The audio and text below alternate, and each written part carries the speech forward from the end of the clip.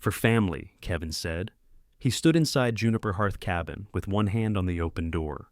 Warm air moved past him into the snow, carrying the smell of coffee, wet wool, and the ham someone had put in Betty's roasting pan.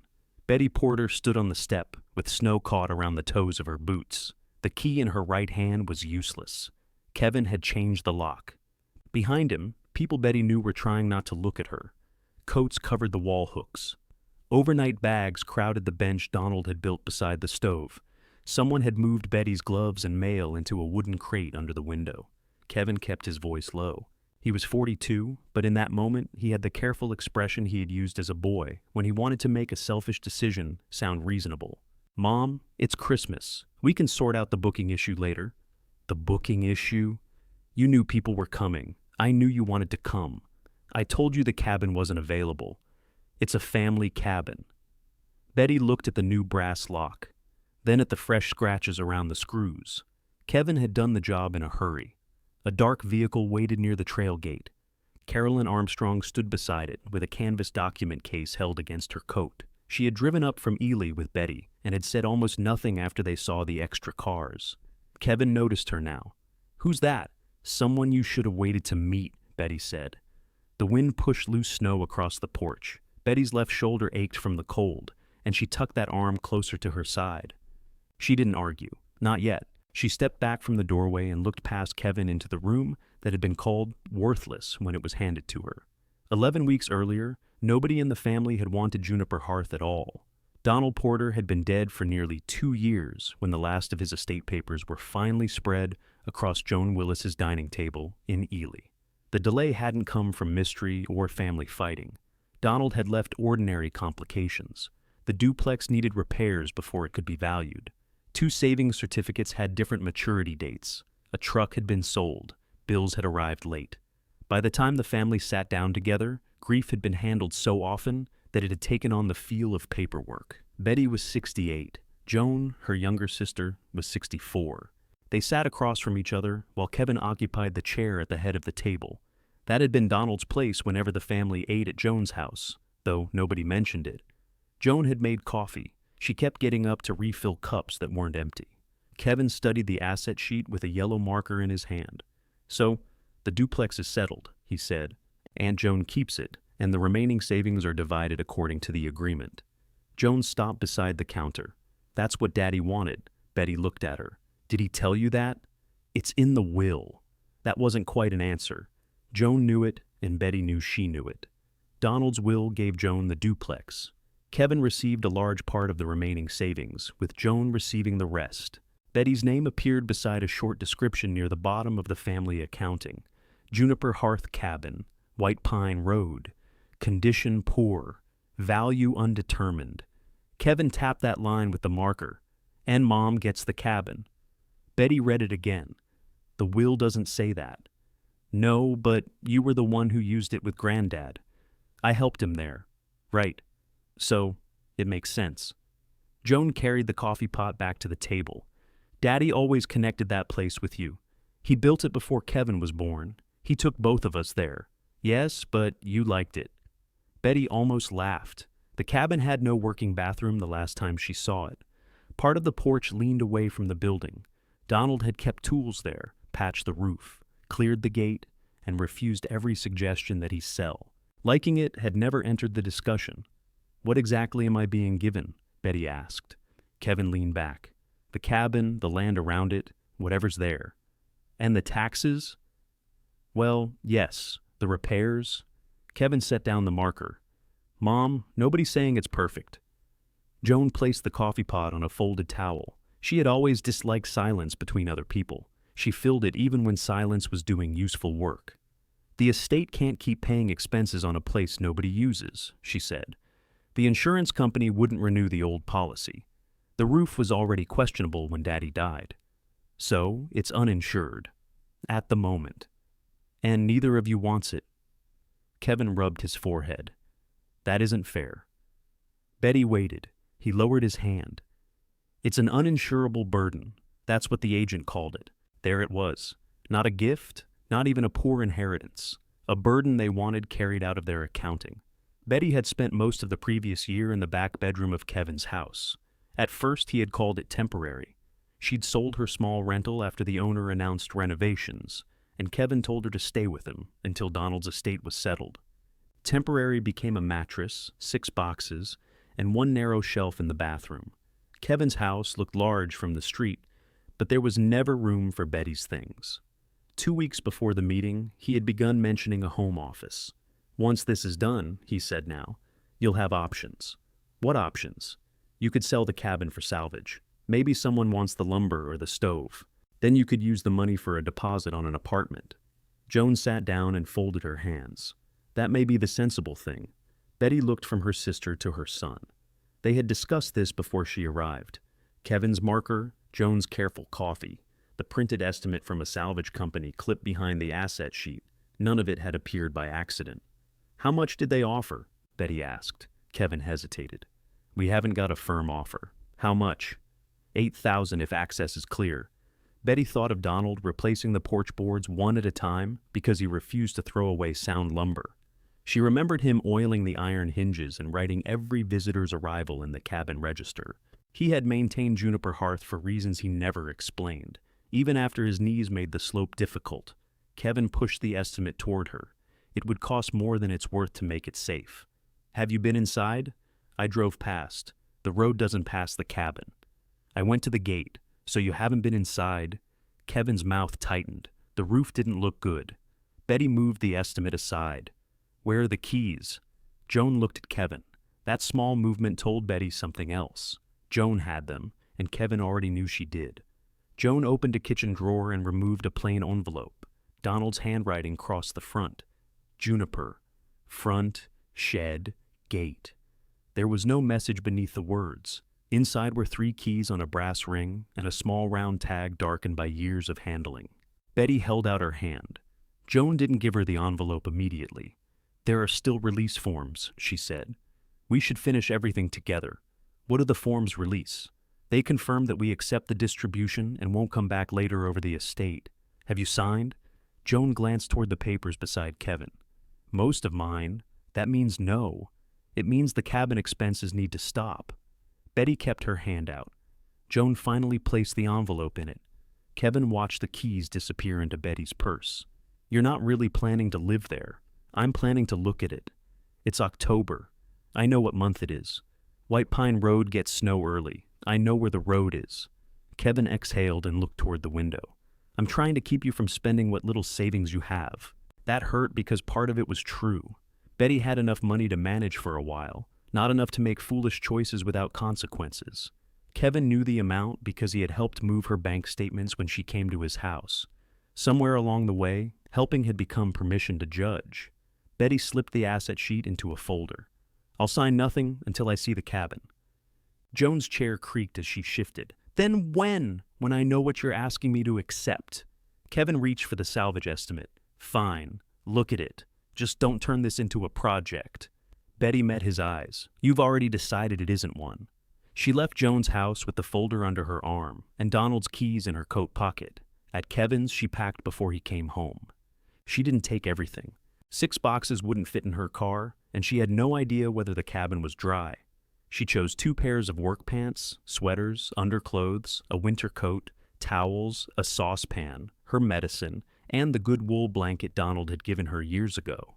Her suitcase filled first. A canvas grocery bag held food, flashlights, batteries, matches, and 2 bottles of water. She put her documents in a lidded plastic tub. On the bedroom shelf sat a framed photograph of Donald at Juniper Hearth. He was standing beside the trail gate with a shovel over one shoulder. The date on the back had faded, but Betty remembered taking it. She wrapped the frame in a towel. Kevin arrived while she was carrying the suitcase through the hall. What are you doing? Going to the cabin. Tonight? It's barely afternoon. You can't stay there. If I can't, I'll come back to town. He looked at the suitcase. You don't have to leave the house. The office furniture is being delivered Friday. Kevin's face changed. He had forgotten she knew. That can be postponed. It doesn't need to be. Mom, I didn't mean you had to go today. Betty set the suitcase beside the front door. Her shoulder gave a warning pull, so she rolled it the rest of the way. When did you mean? Kevin opened his mouth, then closed it. Betty put the food bag in the car. When she returned, He carried out the plastic tub without being asked. He placed it carefully behind the passenger seat. "The weather report says the temperature drops tonight," he said. "I heard. Call me when you get there. I will if there's service. There probably isn't. Then I'll call when I come back down." Kevin stood in the driveway with his hands in his pockets. He looked worried now, but worry came easily when it required nothing from him. Betty drove east through Ely, then turned onto White Pine Road. Storefronts gave way to open land, low brush, and pale grass pressed flat by the wind. The sky was clear over the mountains, though clouds had begun collecting along the higher ridge. The paved road narrowed. The cabin road appeared after a cattle guard and a weathered sign with most of its green paint gone. Juniper Hearth. The trail gate stood 50 yards farther in. Betty stopped the car and tried the largest key. It entered the padlock but wouldn't turn. She worked it gently, then harder. Nothing. For one tired minute, the whole day seemed to have brought her to a locked gate in cold wind. Then she noticed the lock hung backward from the way Donald used to fasten it. She lifted the chain to remove its weight, pressed the lock body against the post, and turned the key. It opened. Betty smiled before she could stop herself. The gate dragged across the ground. She cleared stones from beneath it with the heel of her boot, raised the sagging end, and moved it far enough for the car to pass. The work sent a hot line through her left shoulder, but the gate stayed open. Beyond it, tire tracks continued toward the trees. They were too clear to be 2 years old. Someone had been maintaining the route. Betty drove slowly until Juniper Hearth came into view. The cabin sat among juniper and pinyon, its brown roof uneven but intact. One corner of the porch had dropped. A stovepipe leaned above the roofline. Blue tarp covered part of the woodshed, and several split logs had been stacked beneath it recently. Betty parked beside Donald's old chopping block. The front key worked. Cold, dry air met her inside. Dust lay across the table, but not as thickly as she expected. 2 iron beds stood against the far wall. The stone fireplace was swept. A line of enamel mugs hung beside the sink. Near the door, a narrow shelf held a cracked check-in box and a cloth-bound register. Donald had always asked guests to write their names there, even if they stayed only long enough for coffee. Betty touched the cover, but didn't open it. Water and heat mattered first. She found the shut-off valve beneath the sink. The pipes had been drained properly. A handwritten tag hung from the handle. Winterized. Leave closed until pump is checked. The writing wasn't Donald's. Outside, an engine approached through the trees. Betty stepped onto the porch as an old pickup came through the open gate. The driver parked, climbed out, and looked from Betty to her loaded car. He was a lean man in a canvas coat, with gray hair flattened by a wool cap. Betty recognized him after a moment. "Bruce Mills?" He nodded. "You're Betty. That depends on who's asking." The corner of his mouth moved. Someone who wondered who opened Donald's gate. My key did. Bruce looked at the brass ring in her hand, then at the cabin. "Well," he said, "that answers one question. It opens several more." He walked to the edge of the porch and pressed one boot against the lowest board. "Don't put your full weight here. The support's gone soft." "Did you stack that wood?" "I did." "Did you winterize the pipes?" "With your father." Betty looked back through the doorway at the unfamiliar tag. "When?" "The last autumn he could come up." Bruce removed his cap and brushed pine needles from it. "He paid me to check the roof and keep the trail gate working after that. I kept doing it when the payments stopped." "Why?" "My winter customers use the trail beyond this parcel. That gate is the dependable way through when the north route drifts over." Betty glanced toward the road. The neglected cabin had a roof problem, no running water, and a gate somebody still needed. "Can the stove be used?" she asked. Bruce studied the chimney. "If the pipe hasn't shifted inside, will you check it?" He looked at her suitcase, then at the clouds above the ridge. "Yes," he said, "but we do it before dark." Betty carried the first armful of wood inside, while Bruce fetched his ladder. For the first time that day, someone had answered her question without deciding for her what happened next. Bruce set the ladder against the porch beam and climbed high enough to see where the stovepipe entered the roof. Pipes moved about half an inch, he called down. Wind probably worked it loose. "Can you fix it?" "I can make it safe for tonight. Proper fix needs a new collar and flashing." Betty steadied the ladder with her right hand. "How much proper fix? For the pipe?" "Not much.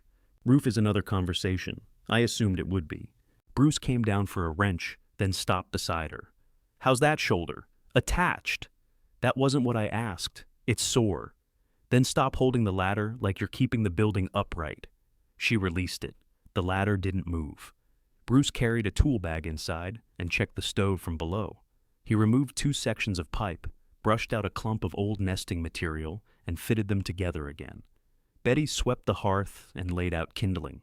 They worked without much talk. It was comfortable until Bruce asked how long she planned to stay. I don't know. You bring bedding? Yes. Food? Enough for a few days. Plan? She placed 2 small logs beside the stove. You ask a lot of questions for someone standing in my dust. Bruce accepted that. Donald used to say the same thing. Betty looked at him. He complained about you? Regularly. Then he'd make coffee. When did you last see him up here? Bruce tightened a metal band around the pipe. A year or so before he died. I drove him because he didn't trust his eyes after dark. He didn't tell me. He didn't tell me much about family. That sounded like Donald. He could explain the difference between 3 kinds of roofing nails for 20 minutes, then answer a personal question with a grunt.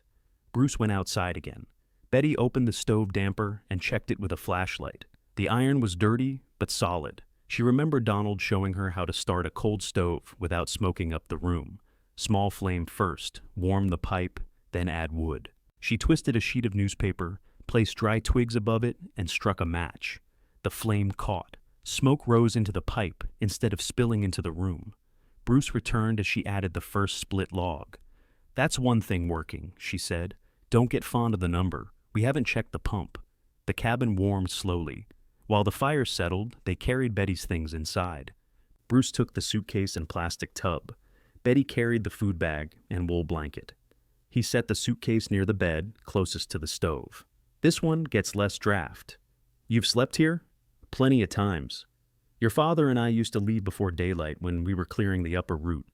Betty ran her hand over the iron bed frame. He built these.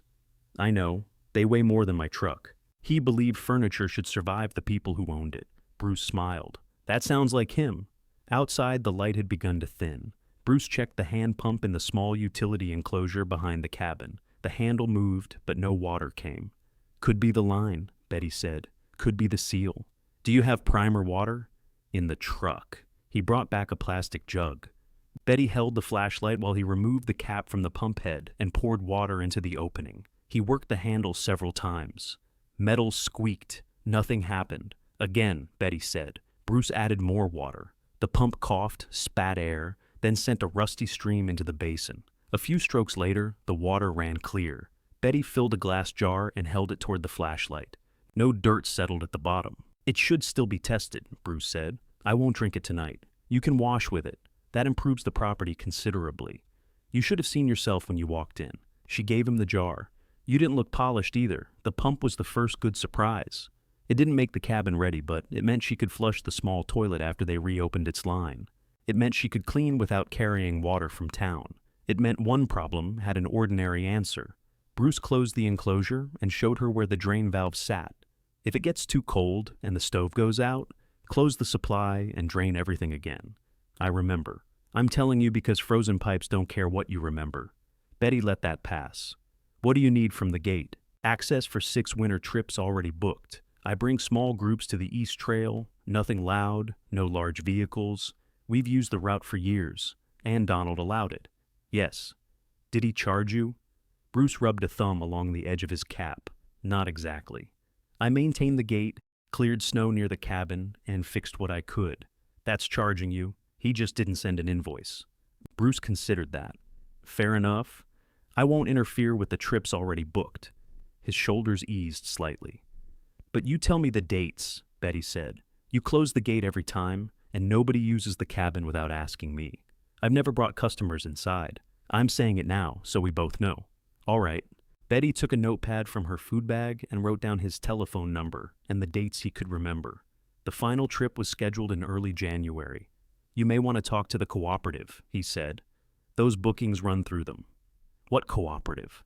Nevada Mountain Lodging Cooperative. They coordinate route access and emergency stops. Was this cabin one of their stops? Long ago, before my time with them. Betty looked toward the check-in shelf. The cloth-bound register sat inside the box, its corners worn pale. She remembered Donald telling guests to sign it. He liked knowing who had slept under his roof. Even people who stopped only for soup were supposed to write their names. Bruce followed her glance. He was particular about that book. He was particular about everything. You should see if the mice got to it. I will. He looked at the window where the last daylight had turned gray. Not tonight. You need lamps. The cabin had electricity, but when Betty tried the wall switch, nothing happened. The service had been disconnected after Donald died. Bruce left her 2 battery lanterns and a box of fire starters. I can drive you back to Ely, he said. Come up tomorrow with better supplies. If I go back, Kevin will put my suitcase in the bedroom again. Bruce waited, not pretending he hadn't heard. Betty adjusted the blanket on the bed. I'm staying. Then keep the fire small. The pipe is safe, but I want to see it in daylight. I won't burn the cabin down. I'd appreciate that. My gate route runs through the ashes. She walked him to the porch. Bruce pointed toward the roofline. Storm coming tomorrow night. Maybe rain first, then snow. If the ceiling starts dripping, put a pan under it. Don't climb anything. I wasn't planning to inspect the roof in the dark. I've met capable people before. They're the ones most likely to do something foolish because they know how.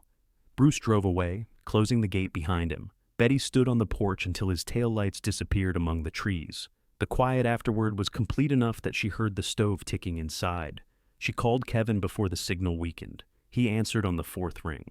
Where are you? At the cabin. You stayed? Yes. Mom, come on. The stove works. The pump works. That doesn't make it habitable. It makes it warm and gives me water. Is somebody there with you? Bruce Mills was here. Who's Bruce Mills? He maintained the place with Granddad. I've never heard of him. You never asked who maintained it. Kevin was quiet. Betty pictured him standing in his kitchen with the refrigerator open. He often called her from that exact spot to ask where she had put something. Do you have food? He asked. Yes. Enough firewood? For tonight. What if the weather turns? I'll handle it, he sighed. I can come get you. I'm not lost. I didn't say you were lost. You keep talking as if I took the wrong road. Kevin lowered his voice. I'm worried. Betty believed him. That was part of what made dealing with him difficult.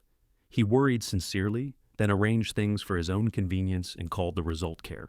I'll call tomorrow, she said. Wait, where did you put the folder with the appliance receipts? Bottom drawer of the hall cabinet. I looked there. Under the telephone book. There's no telephone book. Yes, there is. You said to throw it away, and I said the numbers inside were still useful. She heard the drawer open. Found it, Kevin said. Thanks. Anything else? No. Betty ended the call and stared at the dark screen. At Kevin's house, she had cooked 4 nights a week. She remembered which pharmacy filled his prescription and when the furnace filter needed changing.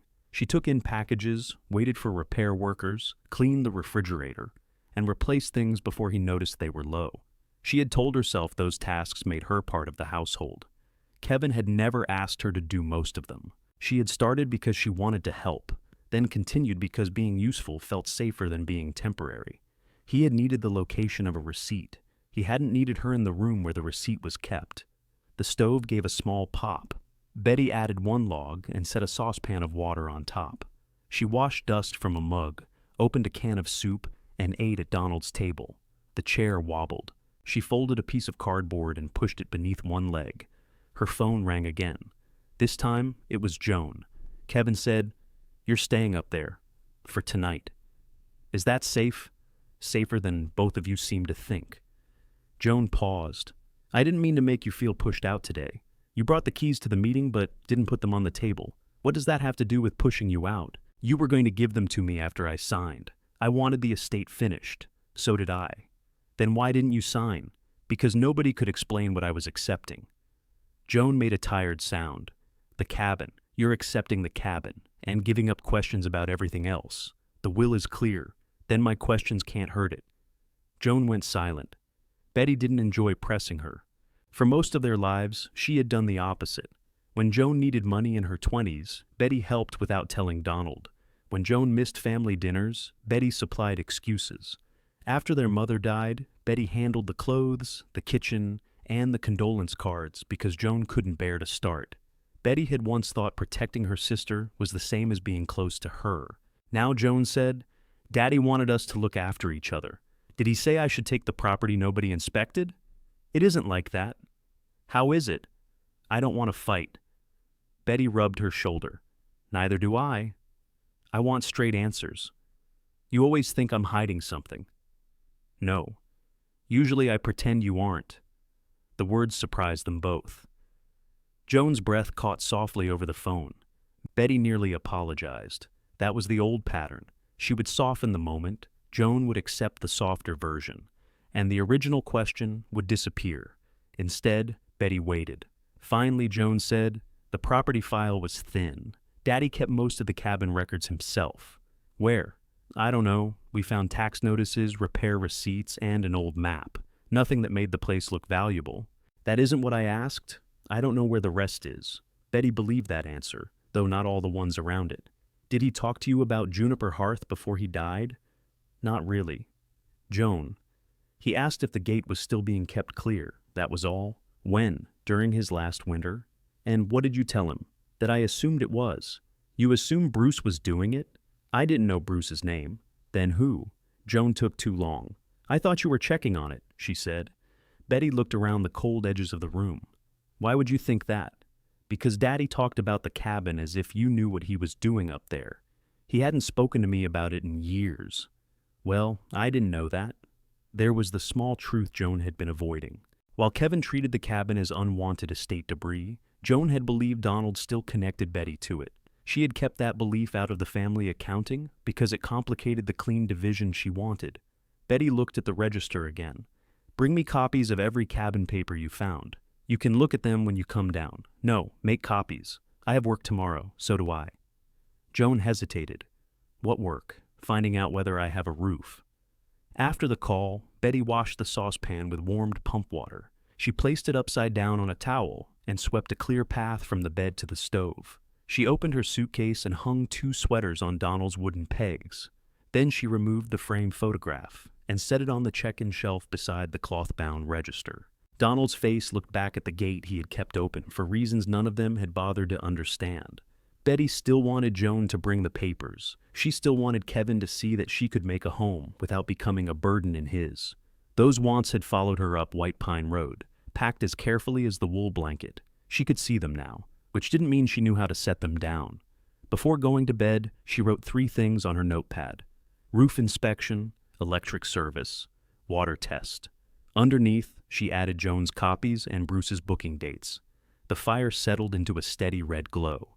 Betty turned off one lantern, left the other beside the bed, and listened while the first drops of rain struck the roof. By midnight, Betty had moved the saucepan from the stove to the table and placed a mixing bowl beneath a leak near the window.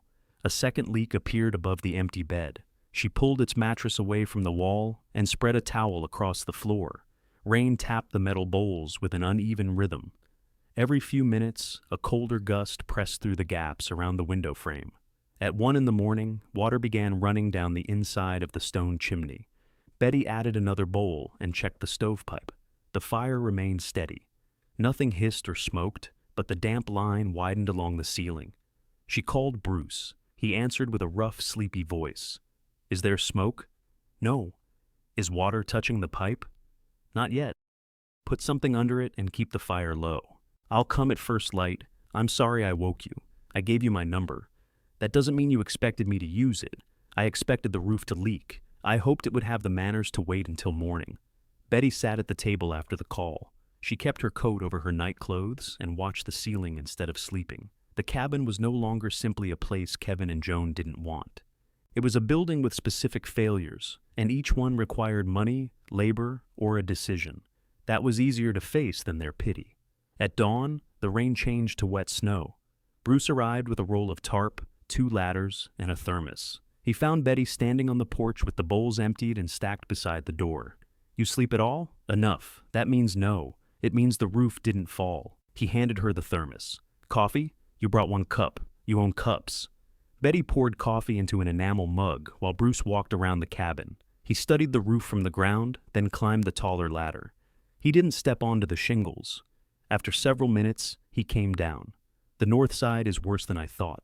How much worse? Several shingles are gone. Decking feels soft near the chimney. The low corner is holding water because the fascia shifted. Can we tarp it? We can slow it down. With snow coming, a tarp won't be a roof for long. Betty took a drink of coffee. It was too strong and exactly what she needed. Who does roofs up here? Bruce named a local contractor and took out his phone. I can call. I'll call. He gave her the number without argument. The contractor answered while Bruce was fastening the tarp. Betty explained the leaks, the soft decking, and the cabin's location. The man said his crew was already preparing for the storm, but he could inspect Juniper Hearth that afternoon if the road remained open.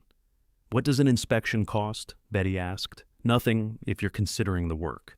I'm considering whatever keeps the ceiling above the floor. That usually helps. Betty gave him directions and ended the call. Bruce came down from the ladder. He coming? This afternoon. That worked faster than I expected. I didn't ask him if the cabin was worth saving. Bruce folded the unused part of the tarp. Good question to leave out. The electric company was less simple. Service had been inactive too long for a telephone request. A technician had to inspect the outside connection, and Betty needed to show that she had authority over the property. What counts as authority? She asked the service representative. A deed, current tax record, lease, or estate document connecting you to the address. I have an estate accounting. Does it identify you with the property? It says the cabin is being distributed to me. Bring that and identification to the office. We can start there. Betty wrote the office hours on her notepad. The phrase "start there" bothered her. Kevin and Joan had spoken as if handing her the keys completed everything. The electric company treated the keys as nothing. Bruce checked the pump line while Betty cleared wet leaves from the porch. At 10, Joan's car appeared beyond the gate. She parked beside Bruce's truck and stepped out carrying a grocery bag and a thick envelope. You could have told me the road was this rough, she said. It was rough when Daddy drove it. I wasn't driving then. Bruce nodded to Joan and carried his tools behind the cabin. He understood family conversations well enough to leave them room without going far. Joan climbed onto the porch. She wore clean leather shoes that sank into the damp soil. I brought copies, she said, and some breakfast things. Betty took the envelope, not the groceries. Inside were tax notices, repair receipts, a rough survey map, and the insurance cancellation letter. The papers had been copied in no clear order. Are these all of them? All I could find. Where were they? In Daddy's desk and the estate file. Who made the map? I don't know. Betty looked at the hand-drawn lines. The cabin appeared as a square near the center. A narrow strip ran from White Pine Road through the gate and continued toward the eastern trail. A parcel number was written at the bottom, but part of it had been crossed out and replaced in pencil. Who changed this? Joan leaned closer. Daddy, probably. Why? Parcel numbers change. Did you ask anyone which one is current? The tax office used the newer number. On whose account? The estate account. Betty found the latest tax notice. It referred to land and improvements on White Pine Road, but the short description didn't mention the gate or the narrow strip shown on Donald's map. Where's the rest of the land? What rest? This strip. Joan took the map and turned it slightly as if the angle might explain it. It may be an old access line. Bruce uses it for winter trips. Daddy let people cross. That doesn't tell me whose land they crossed. Joan returned the map. I brought what you asked for. Yes, you did. The simple acknowledgement softened her. Joan picked up the grocery bag and carried it inside. I brought eggs, bread, milk, and that tea you like. Thank you. She stopped when she saw the bowls beneath the leaks. You can't stay here. I stayed here. That's not the same as being able to. Bruce tarped the roof. A contractor is coming. How much is that going to cost? I don't know yet. Betty, please don't empty your savings into this place because Kevin upset you. This isn't because Kevin upset me. Joan looked toward the suitcase near the bed. Then what is it? I need somewhere to live. You can stay with me for a while. For how long? As long as you need. Would you clear a room? Joan looked away. Her spare bedroom held sewing supplies, 2 dressers, and boxes from Donald's duplex. She had never invited Betty before that moment, and both women knew the offer was meant to stop a decision, not create a home. I could make space, Joan said. So could Kevin. That's different. It feels the same from inside the room. Joan removed the eggs from the grocery bag one at a time and placed them in a metal bowl. You've always been independent. Betty nearly said that independence and being left to manage weren't the same thing. Instead, she put the milk in a cooler near the door. You thought I was checking this place for Daddy. I told you, that was an assumption. What made you assume it? He mentioned you when he talked about the cabin. What did he say? Nothing important. That's your favorite kind of answer. Joan closed the empty grocery bag. He'd asked whether you still had a good winter coat, or whether you were driving something that could manage the road. When? Different times. Before he stopped coming here. Some before. Some after. Did you ever tell him I wasn't coming? Joan pressed her lips together. I thought he knew. Betty had thought Donald no longer wanted her there. After Kevin started working weekends and Joan became busy with the duplex, family visits to Juniper Hearth stopped. Donald continued alone, or with people Betty didn't know. She had waited for an invitation because the place was his. Donald, it seemed, may have been waiting for her to arrive without one. That didn't explain the papers, the gate, or why her name was absent from the estate documents until the final accounting. It only confirmed that silence had been doing work in the family for years. Joan looked at the framed photograph on the check-in shelf. I remember taking that, she said. You didn't. I did. Are you sure? Yes. Joan picked up the frame and examined the back. I thought I was here that day. You may have been. I had Daddy's camera. Joan set it down.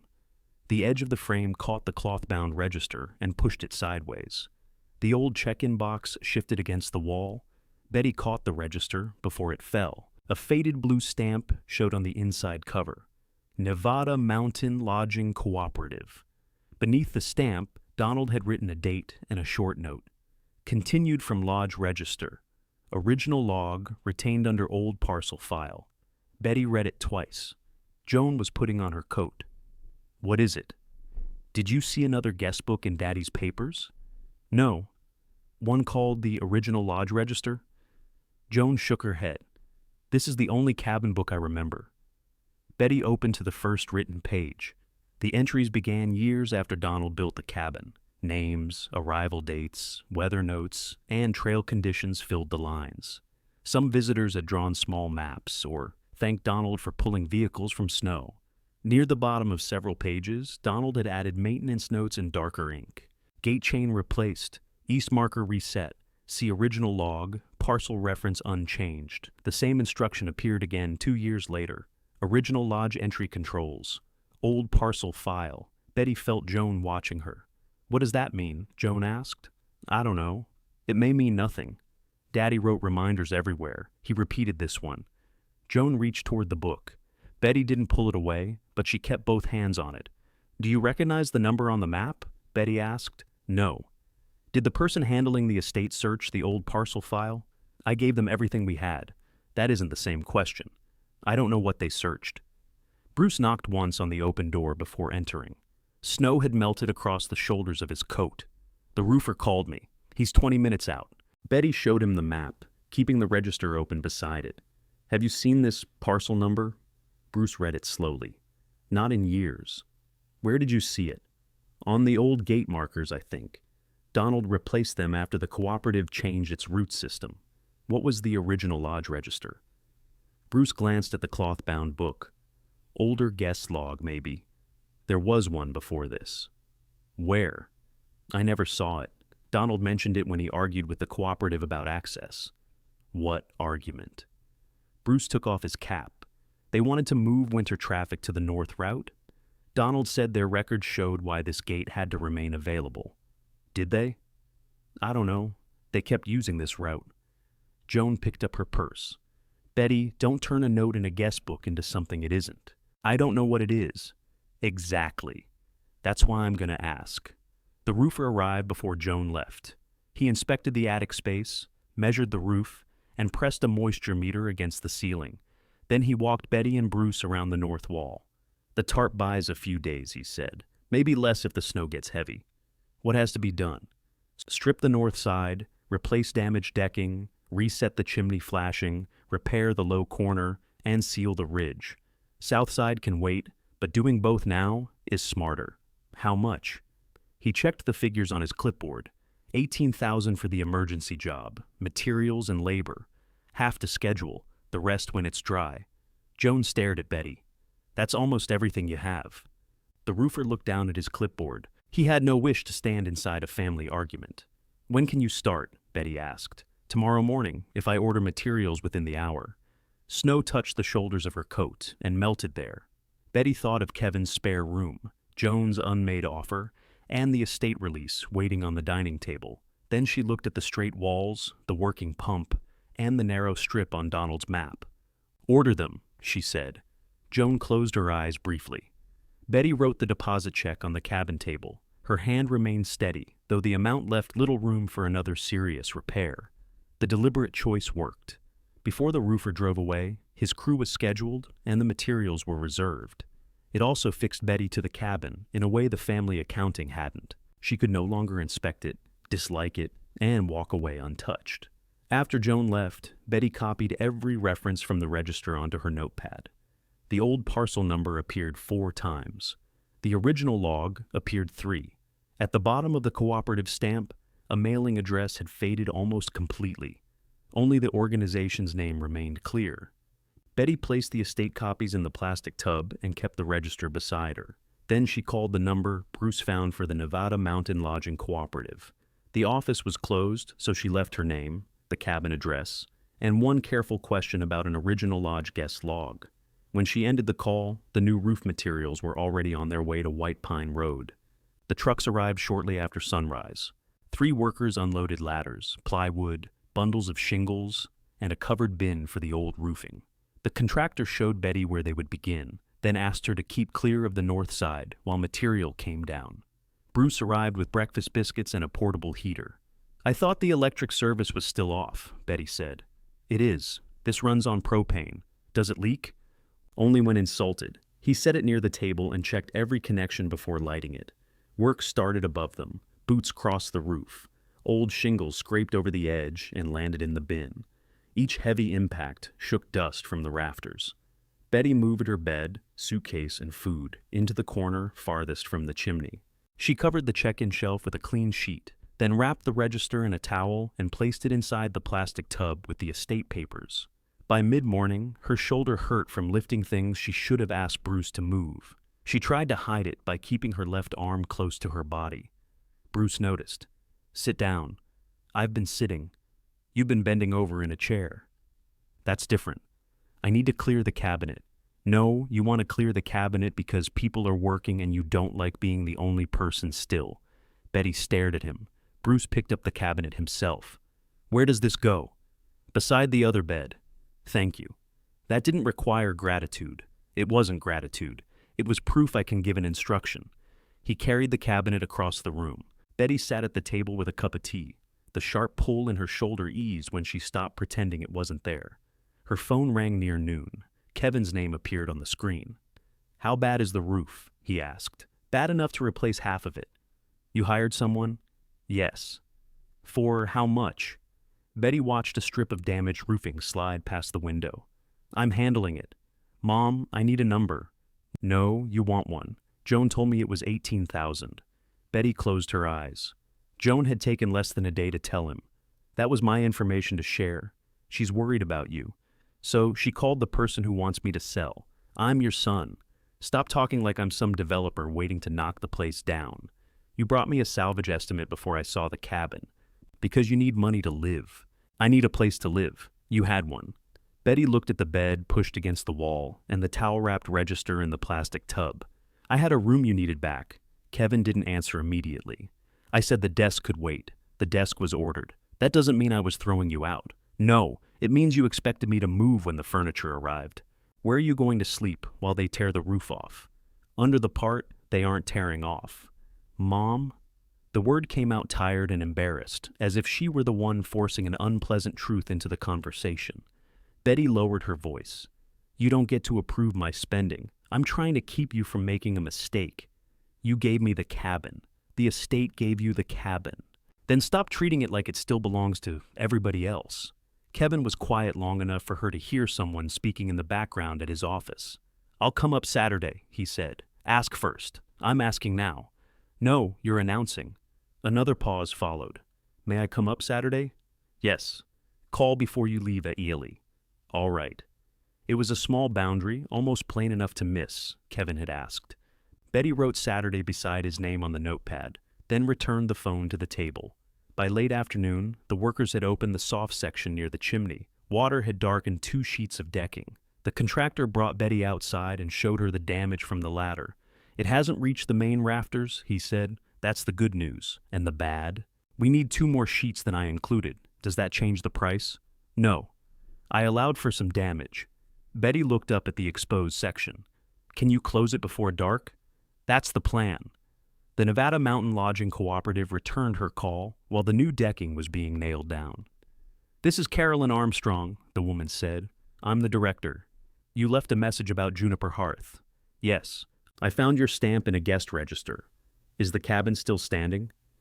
Betty glanced at the open roof. "People are making sure of it." Carolyn laughed once. "That sounds expensive." "It is. What kind of register did you find?"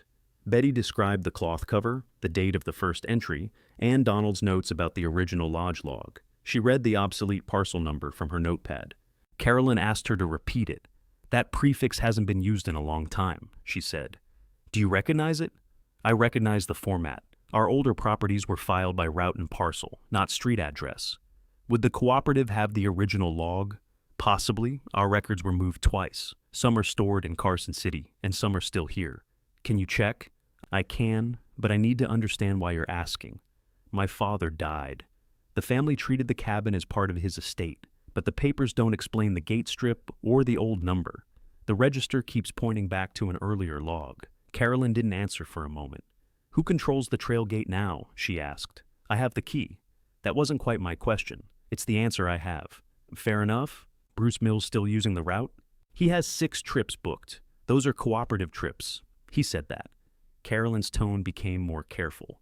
"Please don't close that gate without speaking to me first." "I'm not planning to close it. We have winter access agreements that depend on it." "With whom?" "That's one of the things I need to check." Betty looked toward Bruce, who was stacking damaged boards for removal. "Come to the cabin," she said. "You can see the register and the gate." Carolyn agreed to visit after the roofing work was finished. She asked Betty not to send photographs of the pages until she had inspected the book's condition. "Old ink can be hard to read from phone pictures," she explained. "And if the binding is loose, don't flatten it. I won't." After the call, Betty told Bruce that Carolyn was coming. He gave a short nod. "She's practical." That sounded almost like a complaint. "It's a compliment until the practical thing costs me money." "Does the cooperative pay you?" "For guiding and transport. Route agreements are handled separately." "Did Donald have one?" "Not a recent written one that I saw. We work by exchange." "That won't continue." Bruce studied her face. "You want to charge for the gate?" "I want to know what crosses my front yard, when it crosses, and who benefits." "That's reasonable." "And I want to pay you for work that isn't part of your access." He looked toward the repaired pump enclosure. "You don't have money to waste. Paying for labor isn't wasting it. Then keep track. We'll settle when you're not replacing a roof." Betty wrote his hours beside the booking dates. Bruce objected to the number she recorded for the previous evening. "You were here 4 hours. Half of that was drinking your coffee. You brought the coffee." "Exactly. I was working for myself." She left the 4 hours on the page. The roof was sealed before sunset. Snow began 20 minutes later, fine and dry this time. It landed on the new shingles and stayed. For the first time since Betty arrived, no bowl sat on the floor. The workers returned the next 2 days to finish the south side, repair the low corner, and secure the chimney flashing. The sound was constant, but it was the sound of something being completed. Betty drove into Ely while Bruce stayed at the cabin for the electric inspection. She took the estate accounting, her identification, and the latest tax notice to the utility office. The clerk read everything twice. "This says proposed distribution," she said. "It isn't final. The estate wants me to sign a release first. We can start temporary service if you accept billing responsibility and the outside connection passes inspection. Permanent service will need clearer property documentation." "How temporary?" 90 days. "That will do for now." Betty paid the connection fee and signed for the account in her name. When she returned, one lamp was on above the cabin table. Bruce stood beneath it with his hands on his hips. "Not flattering light. It's beautiful." She switched it off, then on again. Bruce smiled. "All right, maybe a little beautiful." The first hard snow arrived that night. It covered the road, the porch, and the repaired roof. Nothing leaked, The lights stayed on, the pump line held. Betty slept until morning without waking to check a bowl. Carolyn drove up 2 days later in a four-wheel drive vehicle with the cooperative name printed on the door. She was 55, with short brown hair and the habit of looking at a place before looking at the person waiting to meet her. She parked near the porch and walked directly to the gate. Betty and Bruce followed. Carolyn examined the chain, the post, and the faded route marker. Then she opened a map folder across the hood of her vehicle. "This is the north route," she said, tracing a line with one gloved finger. "It looks shorter, but wind fills this section first. Once that happens, larger vehicles can't turn safely." She moved her finger to White Pine Road. "This gate leads to the only dependable winter route between the road and our eastern shelters." "How many people use it?" Betty asked. "Last season, just over 200 adult travelers. Guides, snow crews, and maintenance teams use it too." Kevin had valued the gate only as part of the cabin's salvage access. The cooperative treated it as working infrastructure. Carolyn inspected the cabin next. She checked the distance between the stove and the nearest bed, looked at the pump enclosure, and asked where emergency supplies had once been stored. "In that cabinet, I think," Bruce said. Donald kept blankets and dry food. Carolyn turned to Betty. "Would you consider restoring that function?" "What function?" "A staffed warming stop during scheduled winter use. Not a public lodge. A place where registered travelers can come inside if weather turns or equipment fails." "Staffed by whom?" "You, if you wanted the work." Bruce could cover agreed periods. Bruce raised his eyebrows. Carolyn ignored him. Inside, Betty placed the register on the table. Carolyn put on thin cotton gloves and examined the cover, stamp, and first pages. "So, the original existed?" "Yes. This note follows our old filing practice. I can't tell you what the earlier book contains until I find it. Can you find it? I can start a search." Carolyn copied the obsolete parcel number and compared it with her route map. "The number belongs to the corridor that includes this cabin and gate. That much is clear. Does it say who owns it? Not on this map. What would? A recorded deed, supported by the older property file. The original log may help identify the correct record, but it won't replace county recording." Betty appreciated the plain answer. Carolyn removed a folder from her case and explained the cooperative's current need. They had budgeted for a winter route steward, but the North Route agreement had failed. Juniper Hearth was better placed, and the repaired roof made inspection possible. The offer was $42,000 a year. Betty would maintain the gate, keep the warming room supplied, document scheduled access, and respond during agreed winter hours. Bruce's guiding business could continue under those rules. There was one condition. Clear ownership had to be established by January 15th. "If you can't prove who controls the parcel," Carolyn said, "I can't sign a stewardship contract with you." "What happens then?" "We shift what traffic we can and cancel the rest. I won't send travelers through a disputed gate." Betty looked at the lamp, the dry ceiling, and the register between them. She had made the cabin usable because she needed a home. Now usefulness had made the unanswered ownership question urgent. Carolyn left a written conditional offer on the table. Bruce read the first page after she drove away. "That would pay for the roof, and then some. If I can prove the property is mine." Bruce tapped the deadline with one finger. January isn't far away. Betty placed Donald's map beside the offer.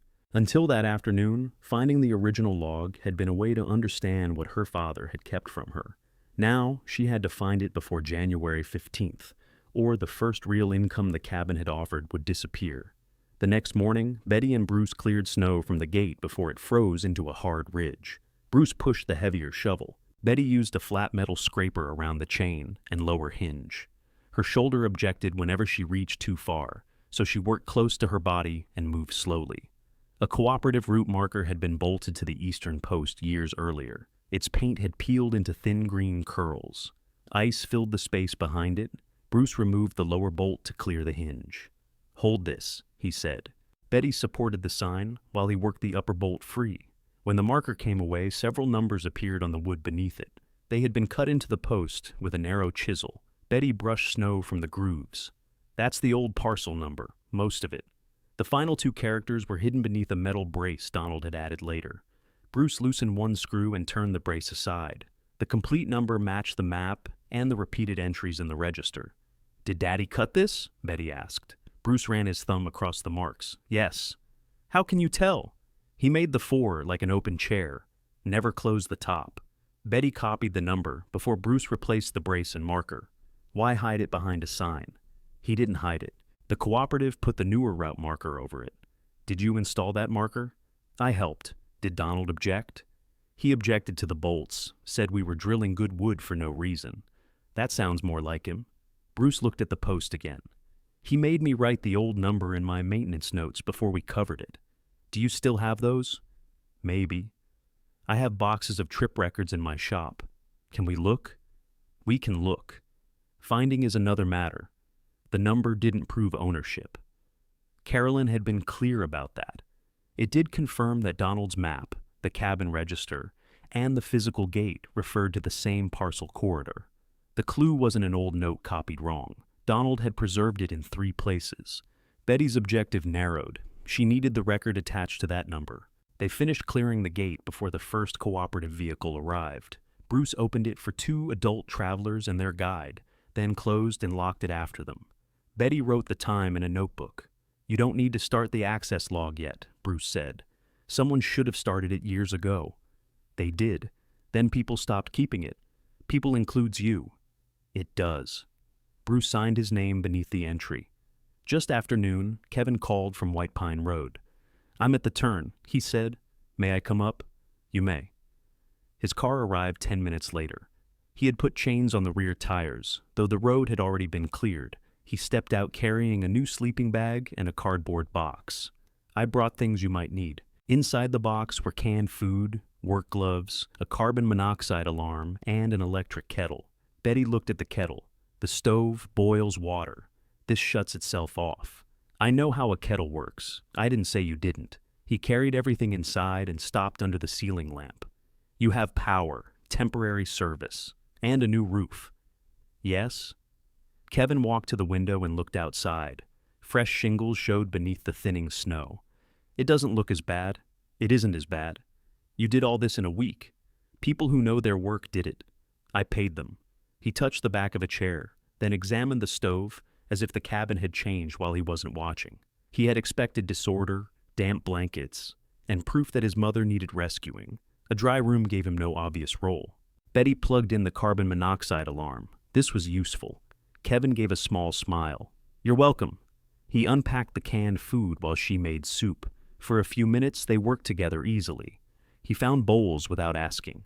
Betty cut bread. Snow slid from the roof in a soft rush. Then Kevin saw Carolyn's folder beside the register. What's this? A conditional work offer. He opened it before Betty could answer. She put down the bread knife. You asked before reading papers on my table. Kevin looked up. It was sitting here. That doesn't make it yours. I saw the cooperative name and decided that was permission. He closed the folder, but not before seeing the amount. They'll pay $42,000 a year for this place. They'll pay for work involving the gate and a warming stop. That's more than the cabin could earn as a rental. It isn't rent. Mom, this changes things. For me, for everybody. Betty turned off the burner beneath the soup. How? If the land is worth something because of access, it shouldn't have been dumped into the accounting at no value. It was good enough at no value when you wanted me to take it. I didn't know there was a contract. There isn't one yet. Kevin reopened the folder and read the ownership condition. Clear title by January 15th, he said. Can you do that? I'm trying. With an old guest book? With the parcel record it points to. Kevin walked to the check-in shelf. Where did Granddad get this place? He built the cabin. That isn't what I asked. I don't know how he acquired the land. Kevin turned several register pages. Betty took the book from him and closed it. I said, ask. I'm trying to understand. So am I. We should take this to someone who handles property. Carolyn is searching the cooperative archive. I'm following the old number through the county records. We should do that together. Betty heard the change in his voice. A week earlier, he had wanted her to sell the cabin for salvage. Now he wanted a place beside her in the search. Why, she asked. Because if this belongs to the estate, Aunt Joan and I need to know. And if it belongs to me, Kevin looked at the new roof. Then you need help managing it. I manage the roof. That used almost all your cash. Yes. What happens when the heating fails? Or the pump? This contract comes with responsibilities. So did raising you. That's not fair. It's accurate. Kevin pushed his hands into his coat pockets. I'm not trying to take anything. You're standing in a place you called a burden, reading an offer you weren't invited to read, and telling me I need management. I'm saying we shouldn't rush. The deadline isn't mine. Kevin glanced at the calendar hanging near the stove. What happens at Christmas? What do you mean? I was thinking we could use the cabin. A few people from the family have been asking about doing something different. When did they start asking? After I mentioned you were fixing it. How many people? I don't know, maybe 10. There are 2 beds. People can bring sleeping bags. The cooperative may have winter bookings. On Christmas? I don't have the schedule yet. Kevin shook his head. So strangers may get priority over family?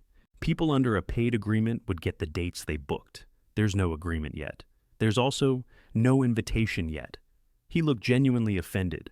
Granddad built this for people to use. He also put a gate on it. Kevin ate half a bowl of soup, then said he should leave before the road iced over. He took the cardboard box with him, but left the food, alarm, and sleeping bag. At the door, he turned back. You'll tell me what you find in the records? When I know what it means.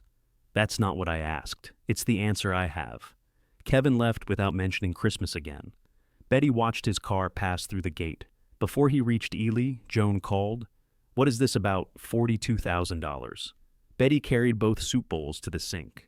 Kevin read a paper on my table. He said the cooperative wants the property. They want a service. Why didn't you tell me? Carolyn made the offer 2 days ago. I brought you the cabin file. You brought the papers after I asked twice." Joan ignored that. If there's income attached to the land, it could affect the estate valuation. Only if the land belonged to the estate. That's what we need to establish. That's what I'm doing. Not alone? Betty rinsed Kevin's bowl. Joan continued. We could manage the cabin jointly until the records are clear. You could live there. Kevin could handle bookings. I could keep the accounts. Why would we do that? To protect everyone. From what? From a mistake. Whose? The estate was divided using the information we had. If something was missed, we have to be careful. Joan's concern had moved quickly from Betty losing her savings to Joan protecting her settlement. The cooperative will contract with the owner, Betty said, not a family committee. But you don't know who that is. No, neither do you. That's exactly why you shouldn't act as if you control everything. Betty dried the bowl and placed it on the shelf. I control who comes through the door. Don't make this personal. You called my home to discuss managing it without me. I included you. In the bedroom. Joan's voice tightened. That isn't what I meant. It's what you offered. Betty told Joan she would share confirmed information after Carolyn searched the archive and the county reference was understood. She would not sign the estate release, add Kevin to the booking calendar, or agree to shared management. Joan said, "You're putting the whole settlement at risk over a cabin. If the settlement is correct, a cabin won't hurt it." The conversation ended without goodbye. Bruce returned in the late afternoon with 2 boxes from his outfitting shop.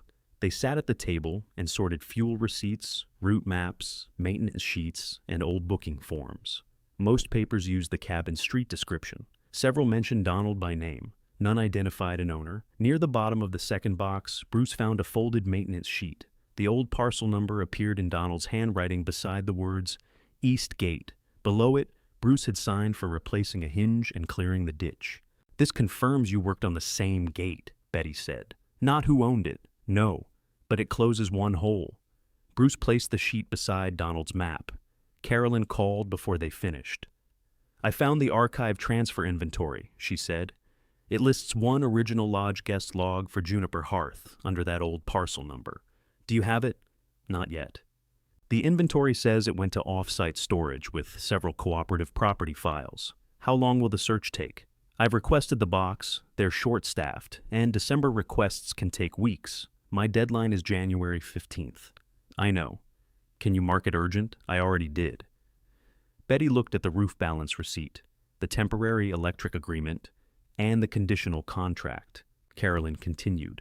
There's another complication. Until the ownership question is resolved, I have to notify our board that winter access may be disputed. What does that change? They may suspend new bookings through the gate. Bruce heard that from across the table. His face became still. His 6 existing trips were protected for now. Anything after them depended on Betty proving control before the cooperative gave up and moved its work elsewhere. When the call ended, Bruce gathered his records. "I'll bring the rest tomorrow," he said. "You don't have to." "Yes, I do. If they suspend the route, I lose most of January." The search was no longer only about Betty's home or Joan's accounting. The unanswered parcel number had reached Bruce's business, the cooperative schedule, and every person now watching to see what Betty found. The next day, Bruce brought 3 more boxes and a forecast printed from his shop computer. "Wind shifts tonight," he said. "Snow starts around 4. "How much?" "Depends which ridge the storm likes." Betty set the forecast beside the access notebook. One of Bruce's existing trips was due through the gate that afternoon. The group planned to return before dark, but the page showed increasing wind by sunset. "Can you cancel?" she asked. "The travelers are already in Ely. They booked months ago." "Do they know the weather changed?" "I'm meeting them in an hour. I'll shorten the route." Betty looked at the empty cabinet Carolyn had identified as the old emergency supply space. "What would you normally carry for a warming stop? Blankets, water, packaged food, dry socks, first aid kit, radio batteries.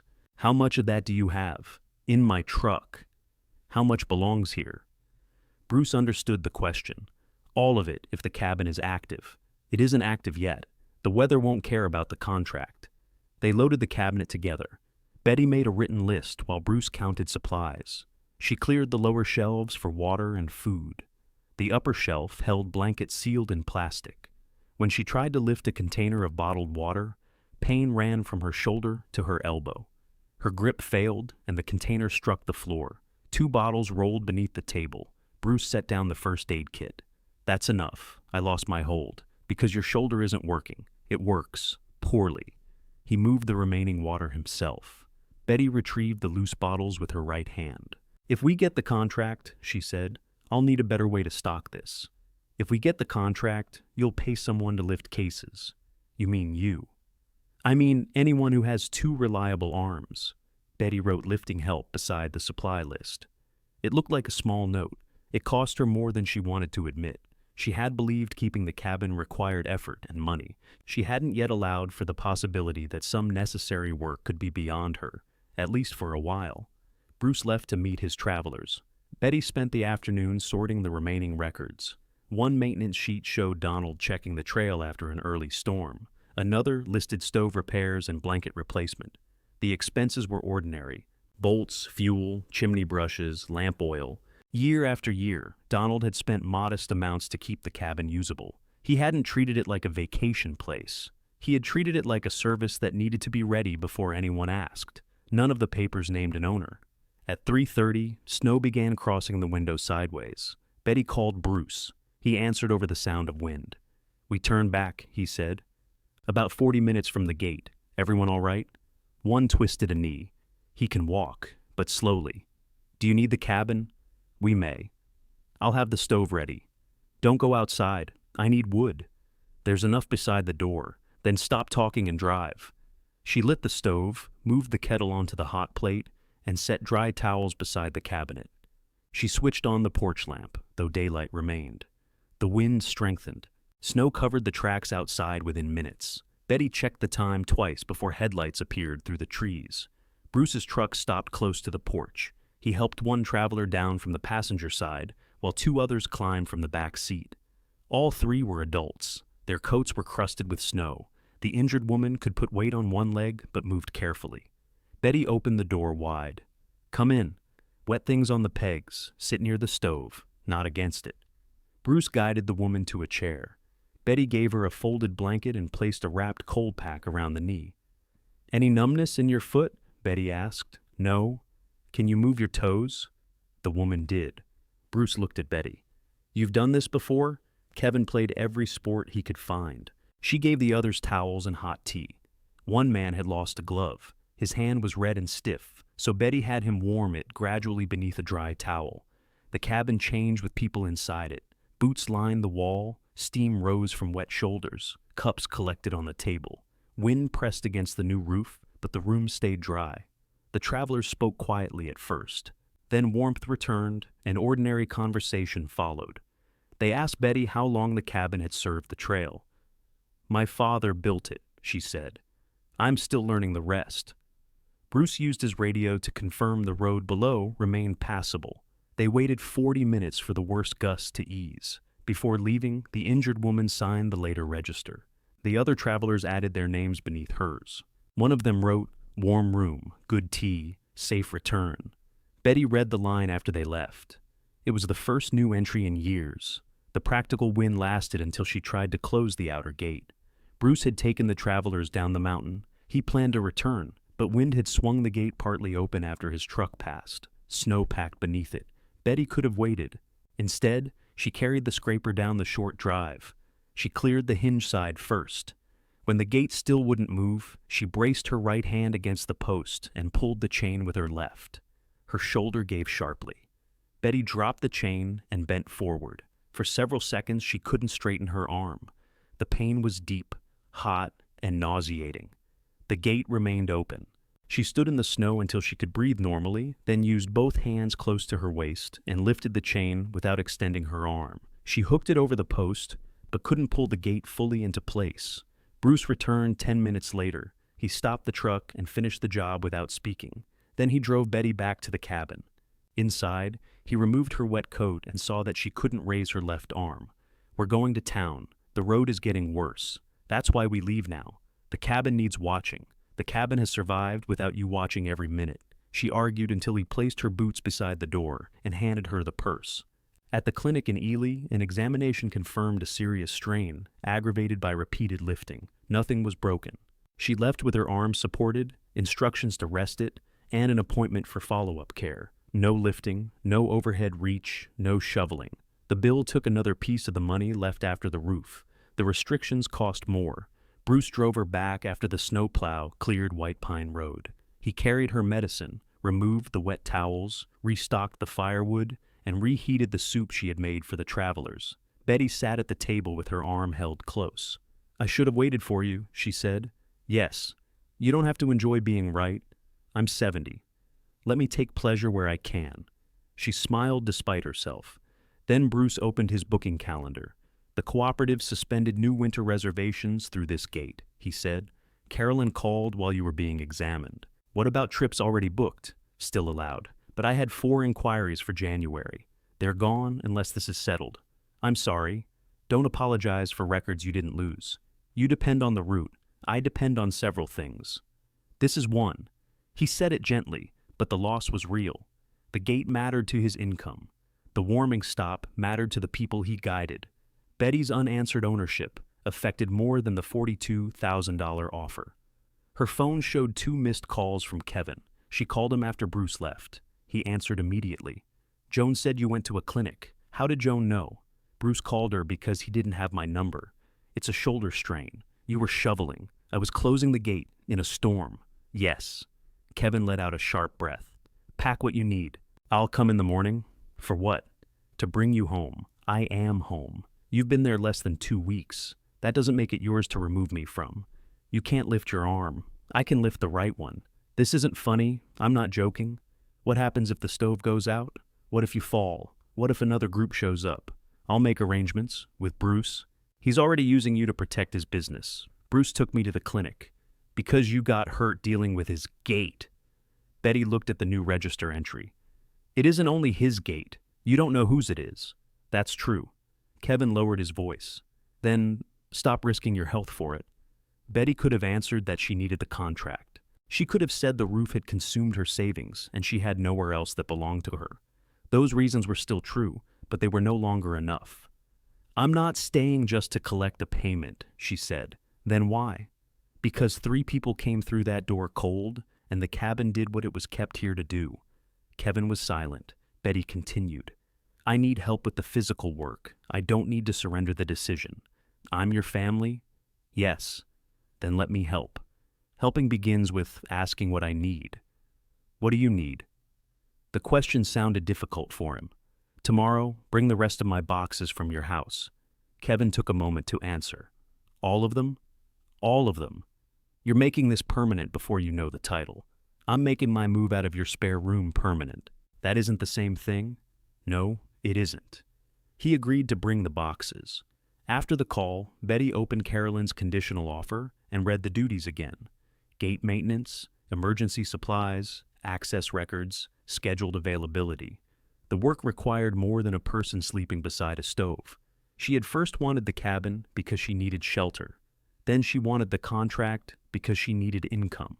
Both goals had been centered on what Juniper Hearth could give her. The storm showed her what the place was required to give others, and what that duty would demand in return. She couldn't run it alone. She couldn't keep accepting Bruce's labor as an informal favor. She couldn't let Kevin manage it simply because her arm hurt.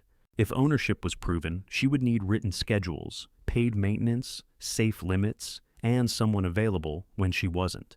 Betty turned to a clean page in the access notebook. At the top, she wrote Juniper Hearth Stewardship. Below it, she made 3 columns. Work Betty could do. Work Bruce could be paid to do. Work no one should do alone. Her victory could no longer be a cabin key and a dry bed. It had to be a working home she could control, without pretending control meant doing everything herself. The first call she made the next morning was to Bruce. "I'm hiring you," Betty said. He was quiet for a moment. "Good morning to you too. For gate work, snow clearing, firewood, and lifting, short term until the ownership question is settled. With what money? The money I have. You need that for food and heat. I also need the gate to work. We can settle later." No. That's how this became unclear in the first place. Daddy traded favors, you kept working, and nobody wrote down who was responsible. He trusted me. So do I. I'm still paying you. She offered an hourly rate based on what Bruce charged for maintenance work through the cooperative. He tried to reduce it. Betty refused. Finally, he said, "You're difficult before coffee. I've had coffee. That explains the organization." The second call went to Carolyn. Betty explained her shoulder restrictions and the temporary arrangement with Bruce. She described the supply cabinet, access notebook, and task list. "I want written route times at least 2 days ahead," Betty said. "No traveler enters the cabin unless Bruce or I am present. He handles the gate and snow. I handle the indoor supplies and log." "That's close to how we'd structure the stewardship plan," Carolyn said. "Close isn't the same." "No, the contract still depends on title." "Can the existing bookings continue under this arrangement?" Carolyn considered it. "Yes. They were already approved, and Bruce is an authorized guide. I'll send you the dates and traveler counts today."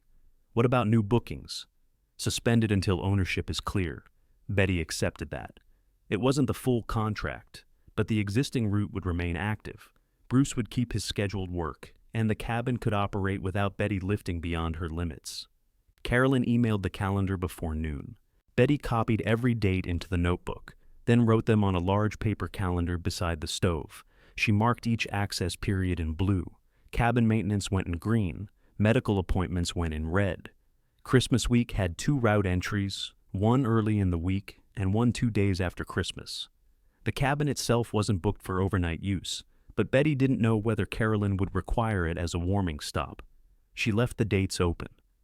Kevin arrived with her boxes that afternoon. He had packed them into the back of a borrowed pickup and covered them with a blue tarp. He brought a folding handcart so Betty wouldn't lift anything. "You sit," he said. "Tell me where things go." "That sounds familiar." I listened. He carried the first box inside and waited, beside the far bed. He placed it there without opening it. For the next hour, Kevin moved books, kitchen things, winter clothes, framed photographs, and the small sewing machine Betty had kept since her mother died. He had labeled each box carefully. The final carton held items from the bathroom shelf and the drawer beside her old bed. "You packed the telephone book," Betty said. Kevin looked embarrassed. "You said the numbers were useful." "They are." He set it on the lower shelf beside the table. Betty made sandwiches while he folded the tarp outside. When he came back in, his eyes went to the calendar. "What are the blue marks? Cooperative access days?" He stepped closer. "There are dates at Christmas." "Yes." "You said there wasn't a schedule. There is now." "Are people staying here?" "Not according to this. The cabin may be used as a warming stop." Kevin touched the empty square on Christmas Day. "That still leaves Christmas, for now. I've already mentioned it to people. You said people were asking. They were. Then I told them it might work. You should correct that." "Why?" "You're living here alone. The roof is fixed. There's room if people bring bedding. There's room if I invite them." Kevin let his hand fall from the calendar.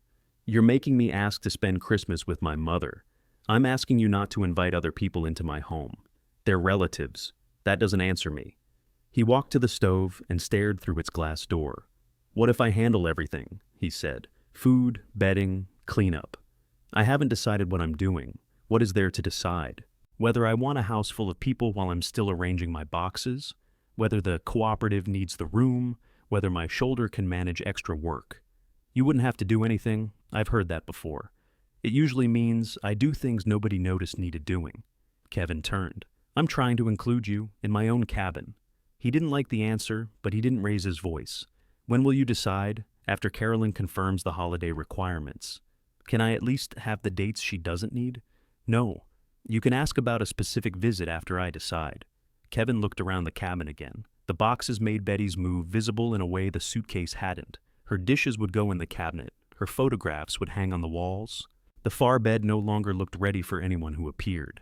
Do you want the house key back? He asked. Yes. He removed a key from his ring and placed it on the table. I kept it when Aunt Joan gave you the envelope, he said. I thought someone should have a spare. You thought you should, in case of emergency. Bruce has emergency access during scheduled work. Carolyn has his number. I'll decide who holds another key. Kevin pushed the key toward her. Fine. Betty picked it up. The small reward mattered. 1 week earlier, Kevin had expected access because he was her son. Now, he had returned a key because she asked. He finished his sandwich, took the empty cartons outside, and left before dark. Betty spent that evening unpacking. She put her mother's sewing machine near the window. Donald's photograph stayed beside the register. Her clothes filled the cabinet near the far bed, and her books took the shelf Kevin had once suggested could hold extra holiday bedding. She didn't rush. Her shoulder required patience, and patience gave her time to decide where things belonged. 2 days later, the new system was tested. Bruce arrived an hour before the scheduled route group. He cleared the gate and checked the porch. Betty counted the emergency supplies, heated water, and recorded the weather. Carolyn came to observe. You don't need to perform for me, she said. I'm not. I need to know whether the system works. The group passed through without entering the cabin. Bruce locked the gate behind them and signed the notebook. 3 hours later, they returned. One traveler came inside to replace a wet sock and warm his foot. Betty gave him a towel and showed him where to sit. Bruce handled the equipment outside.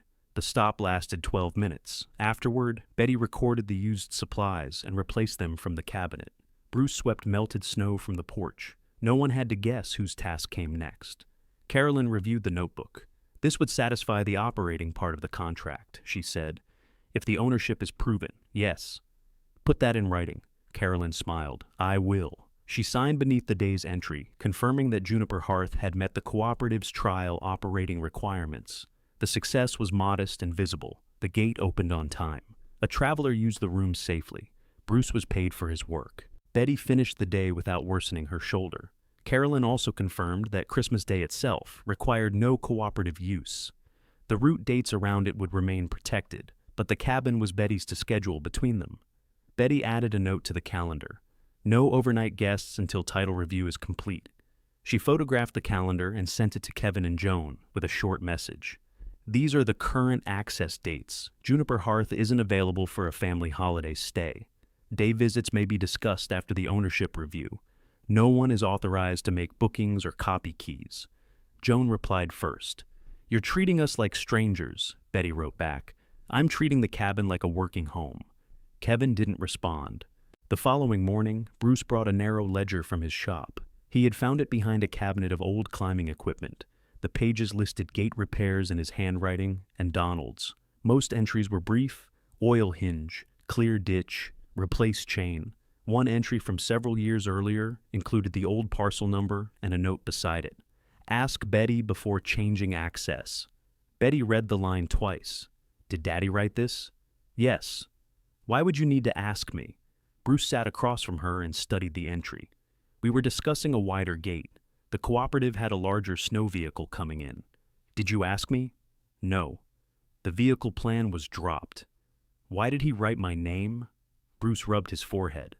I remember an argument, but not all of it. With whom? Donald and me. Maybe someone from the cooperative was there earlier. Your father said the estate had nothing to do with the gate. Betty kept still. What did he say? Bruce looked toward the window, searching his memory instead of her face. He said, "It's Betty's place. Betty controls the gate." "I thought he meant you'd handle it after he was gone. Why didn't you tell me?" "Because he spoke as if you already knew." Betty closed the ledger. Bruce's memory wasn't a deed. His note didn't establish ownership. It did explain why Donald had preserved the parcel number, and why Bruce had continued treating the gate differently from ordinary estate property. "Will you tell Carolyn exactly what you remember?" Betty asked. "Yes. Anne, Joan, and Kevin, if necessary." Bruce's answer took longer. "Yes." Carolyn added his ledger and statement to the title review materials. She still needed the original log and the recorded parcel reference before she could act. That afternoon, Joan called. "Kevin sent me your calendar," she said. "I sent it to both of you. You can't close Christmas because of a title review. I can decide not to host overnight guests. Kevin says Granddad always meant the cabin for family use. Kevin barely visited. That doesn't mean he has no connection to it. It means connection isn't a reservation." Joan's voice became quieter. "What have you found?" Bruce remembers Daddy saying the gate was mine to control. Silence followed. Not confusion, not disbelief. Joan had gone still in a different way. "Joan, memories aren't documents." "I know. Bruce may have misunderstood. He may have. Carolyn is looking for the original record. You should be careful what you stir up." Betty looked at Donald's maintenance note. "What would I stir up? The estate is finished except for your release. If you keep suggesting the cabin wasn't handled correctly, everything becomes harder. For whom?" Joan didn't answer. Betty no longer asked her to explain. She ended the call and wrote the time beside Joan's name in the notebook. The calendar had given Betty control over one ordinary week. It had also shown Kevin exactly which dates he wanted, and shown Joan that Betty's search was moving closer to something she feared. The next morning, Carolyn called before Betty had finished dressing. "I received an email from Joan Willis," she said. "She identifies herself as a beneficiary of Donald's estate. She is. She says Juniper Hearth remains an undistributed estate asset and that your authority is contested." Betty sat on the edge of the bed. Her left arm was still supported. Did she provide anything? The estate accounting and insurance cancellation. Neither proves ownership, but her objection creates a dispute I can't ignore. What happens to the root? I'm suspending cooperative use after today. Even the existing bookings? I'll honor the group already on the trail. Everything after that is paused. And the contract? The conditional offer remains open until January 15th. I can't move forward unless the title is clear. Betty looked at the calendar. 3 blue entries remained before the deadline. Bruce had planned his work around them. "Did Joan ask you to cancel the contract?" "She asked us not to enter an agreement until the estate release is signed. That release has nothing to do with your contract. I told her our concern is ownership, not family consent." "Did Kevin contact you?" "No. He didn't need to. Joan had done what he wanted without mentioning Christmas. She had removed the cooperative's immediate claim on the calendar and made Betty look like one relative acting against an unsettled estate. "Send me her email," Betty said. "Are you sure?" "Yes, I'll forward it with my response." The archive box arrived in Ely this morning. Betty stood. "Is the original log inside?" "I haven't opened the box. I wanted another cooperative employee present when I checked the inventory." "When will you know?" "By this afternoon." After the call, Betty read Joan's email. The language was calm and careful. Joan didn't accuse Betty of lying. She said the cabin had been included in Donald's estate records, the final distribution wasn't complete, and family members had raised concerns about outside contracts. Family members meant Kevin. Raised concerns meant they had lost control of the decision. Joan ended by asking the cooperative to protect all beneficiaries until the estate was settled. Betty forwarded the email to Bruce with a note asking him to come by. He arrived within an hour. When she told him the route was suspended, he opened his booking calendar and crossed out 2 dates. "I'll have to refund deposits," he said. "How much?" "That's my business. It became mine when my sister stopped the route." "Joan didn't book the trips." "No, you did. Through my gate." Bruce added figures on the edge of the page. Betty watched him. "How much?" he finally told her. The lost deposits and expected guide fees were enough to cover several weeks of his ordinary expenses. Not ruinous, but not something he could dismiss. "I'll repay the maintenance hours you lose," Betty said. "No, we have an agreement. For work performed. You reserved the time. I can fill some of it. Can you? Bruce closed the calendar. Maybe. Betty wrote him a check for the gate clearing and cabin work already completed. He accepted it because refusing would turn her written agreement back into a favor. This leaves you very little, he said. It leaves me owing you nothing for work you already did. That isn't the same as being secure. No. It's one part of it. Bruce put the check in his wallet. What are you going to do about Joan? Ask her what she knows. You've done that, I asked before. This time, I'm taking her email with me. Kevin called while Bruce was carrying the unused route supplies to his truck. I heard the cooperative suspended access, he said. You heard quickly, Aunt Joan told me. She caused it. She protected the estate. From a paid contract, from signing control to an outside group before the family knows what it owns. The cooperative doesn't want control. $42,000 buys something. It buys maintenance and a staffed warming stop. It also ties up the gate. That's the work. Kevin spoke more softly. Then, Christmas is open. No. Why not? Because I said the cabin isn't available for overnight guests. You said you were waiting for the cooperative schedule. I said I would decide after I had the schedule. I decided. What are you doing there on Christmas? I don't know yet. So you're keeping it empty to prove a point. I'm living here. You have 2 beds and 1 person. I'm not counting beds with you. Kevin's frustration finally showed. People already changed plans. Without speaking to me. They trusted me.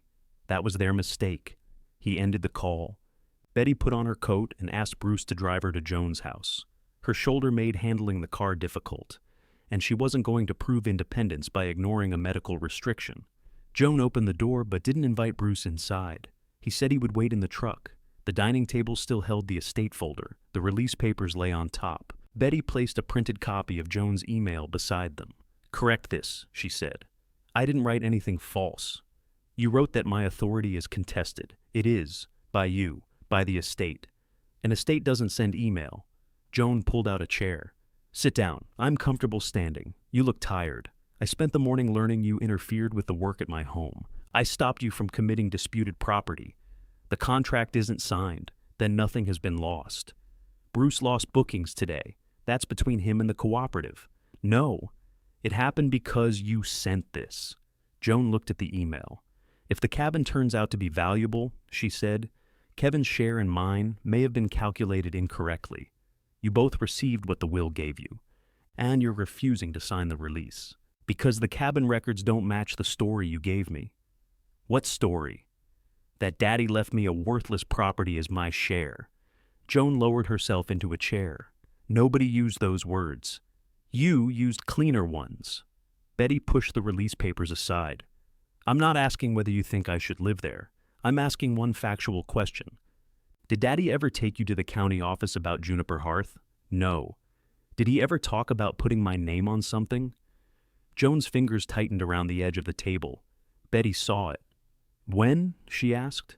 I don't remember. That means something happened. It was a long time ago. What happened? Joan looked toward the kitchen doorway. You went with him? Betty waited. To the county building, Joan said. Daddy took you there. For what? I don't know exactly. You just said he talked about my name. He said he was getting the cabin arranged. What does that mean? I was young. I wasn't listening to every word. You were listening well enough to remember now. Joan stood and began gathering the estate papers, though they were already in a neat stack. You came back with a large envelope. Daddy put it in his metal file box. Betty remembered the county building. She remembered Donald buying lunch afterward at a counter near the bus station. The papers were less clear. He had pointed to signature lines, and she had signed because he said they were for Juniper Hearth. She had believed she was signing access or insurance forms. Donald handled property matters. Betty had been working full-time and helping Kevin's father through a period of unemployment. She hadn't asked for copies. Why didn't you tell me this before? Betty asked. Because I didn't know it mattered. You knew enough to go quiet when Bruce said Daddy called it my gate. Joan held the folder against her chest. Reopening this could affect everything. The duplex, the accounting, the taxes, the way Daddy's wishes were carried out. So you remembered a county signing and withheld it because the settlement suited you. I remembered a trip.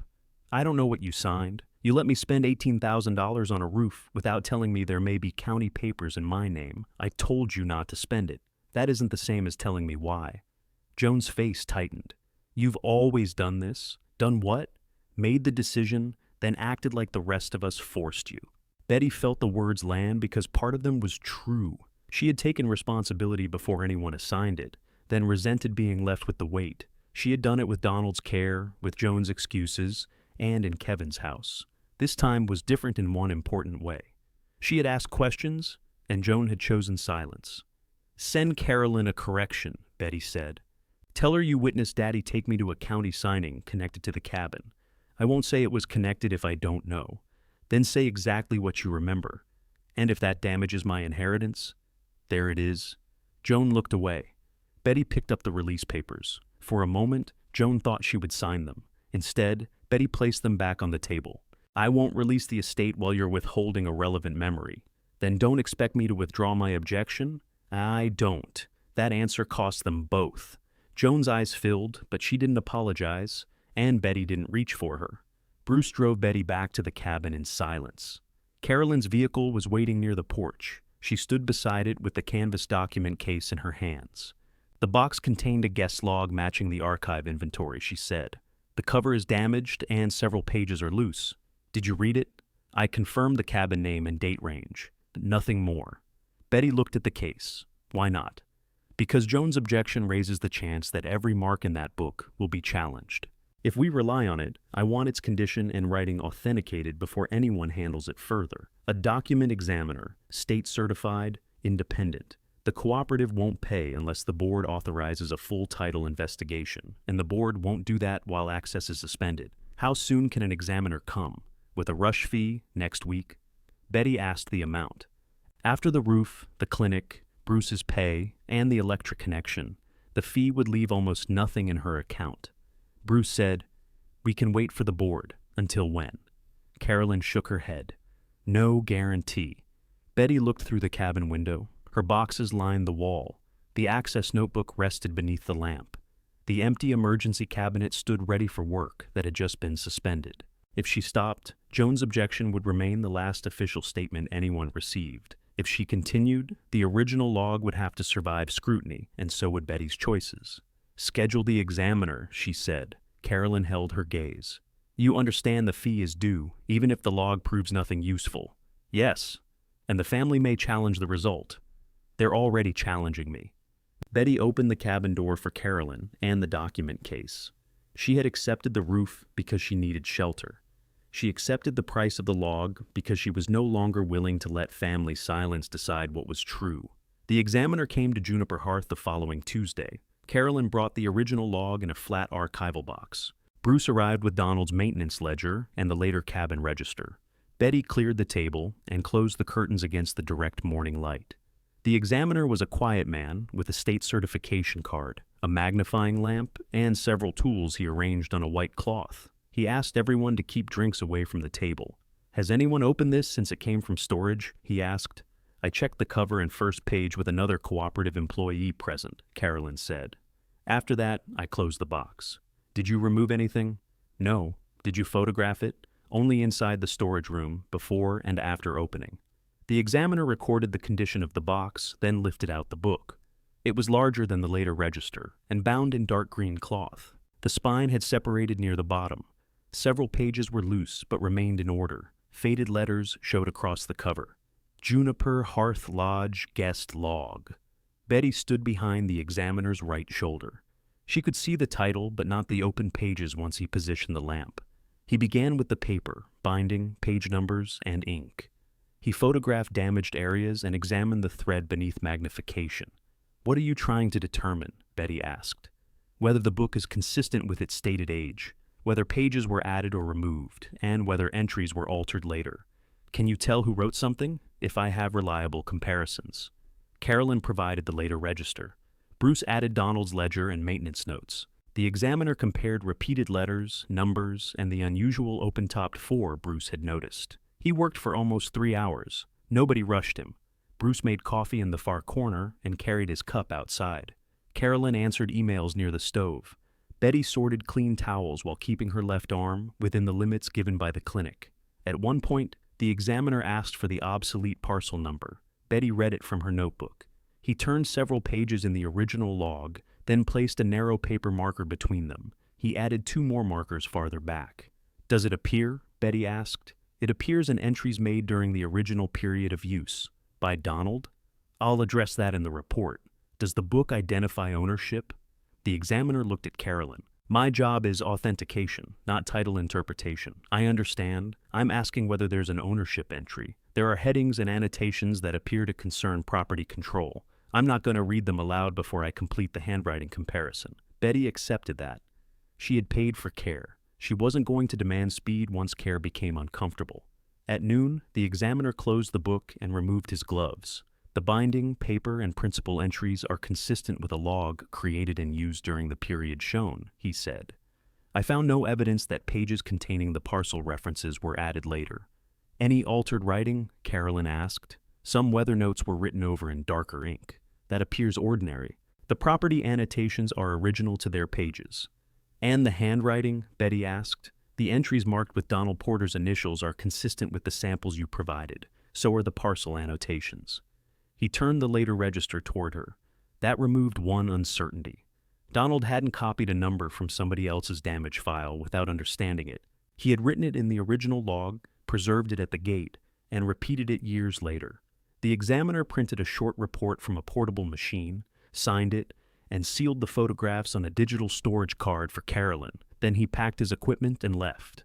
He didn't tell Betty what the ownership entry said. He hadn't been hired to do that. Carolyn remained at the table with the authenticated log. "I can review the marked pages now," she said. Betty looked at the green cover. "Not without a county index ready." Carolyn seemed surprised. "You've waited this long. I don't want another piece of information nobody can explain. If the book gives a parcel reference, I want the matching county record checked at the same time. The records office closes early on Christmas Eve. Can we get an appointment? I can request a title review through the cooperative. The examiner's report gives us a proper basis. Do that." Carolyn placed the log back inside its box. "There's a faster option." "What?" "You could photograph every marked entry and send them to Joan and Kevin now. Make it clear that an authenticated record exists. They may withdraw the objection. Or they may argue about words before the record is connected to anything. That's possible. I'm not sending pieces of the book around the family." Betty could have used the photographs to frighten Joan. She could have told Kevin that Donald's handwriting appeared beside ownership headings and let him worry through Christmas. It would have been satisfying for an hour. It also would have turned the log into another family weapon before Betty knew exactly what it established. Carolyn nodded. "Then we do the title review properly." Bruce drove the examiner's fee receipt into Eli that afternoon and paid it from Betty's account at her request. The remaining balance was smaller than the amount Kevin had once expected her to use for an apartment deposit. Betty didn't show him the number. The next week passed in practical work. She attended her shoulder appointment and began simple exercises. Bruce installed a waist-high rack for firewood, so she no longer had to reach toward the floor. Betty reorganized the warming cabinet and paid him for every hour. Carolyn obtained a records appointment for the morning after Christmas. The cooperative would bring the original log, the authentication report, and the later register. The county staff would use the parcel reference to retrieve the older recorded document. The delay meant the contract deadline remained tight, but the review would happen before January.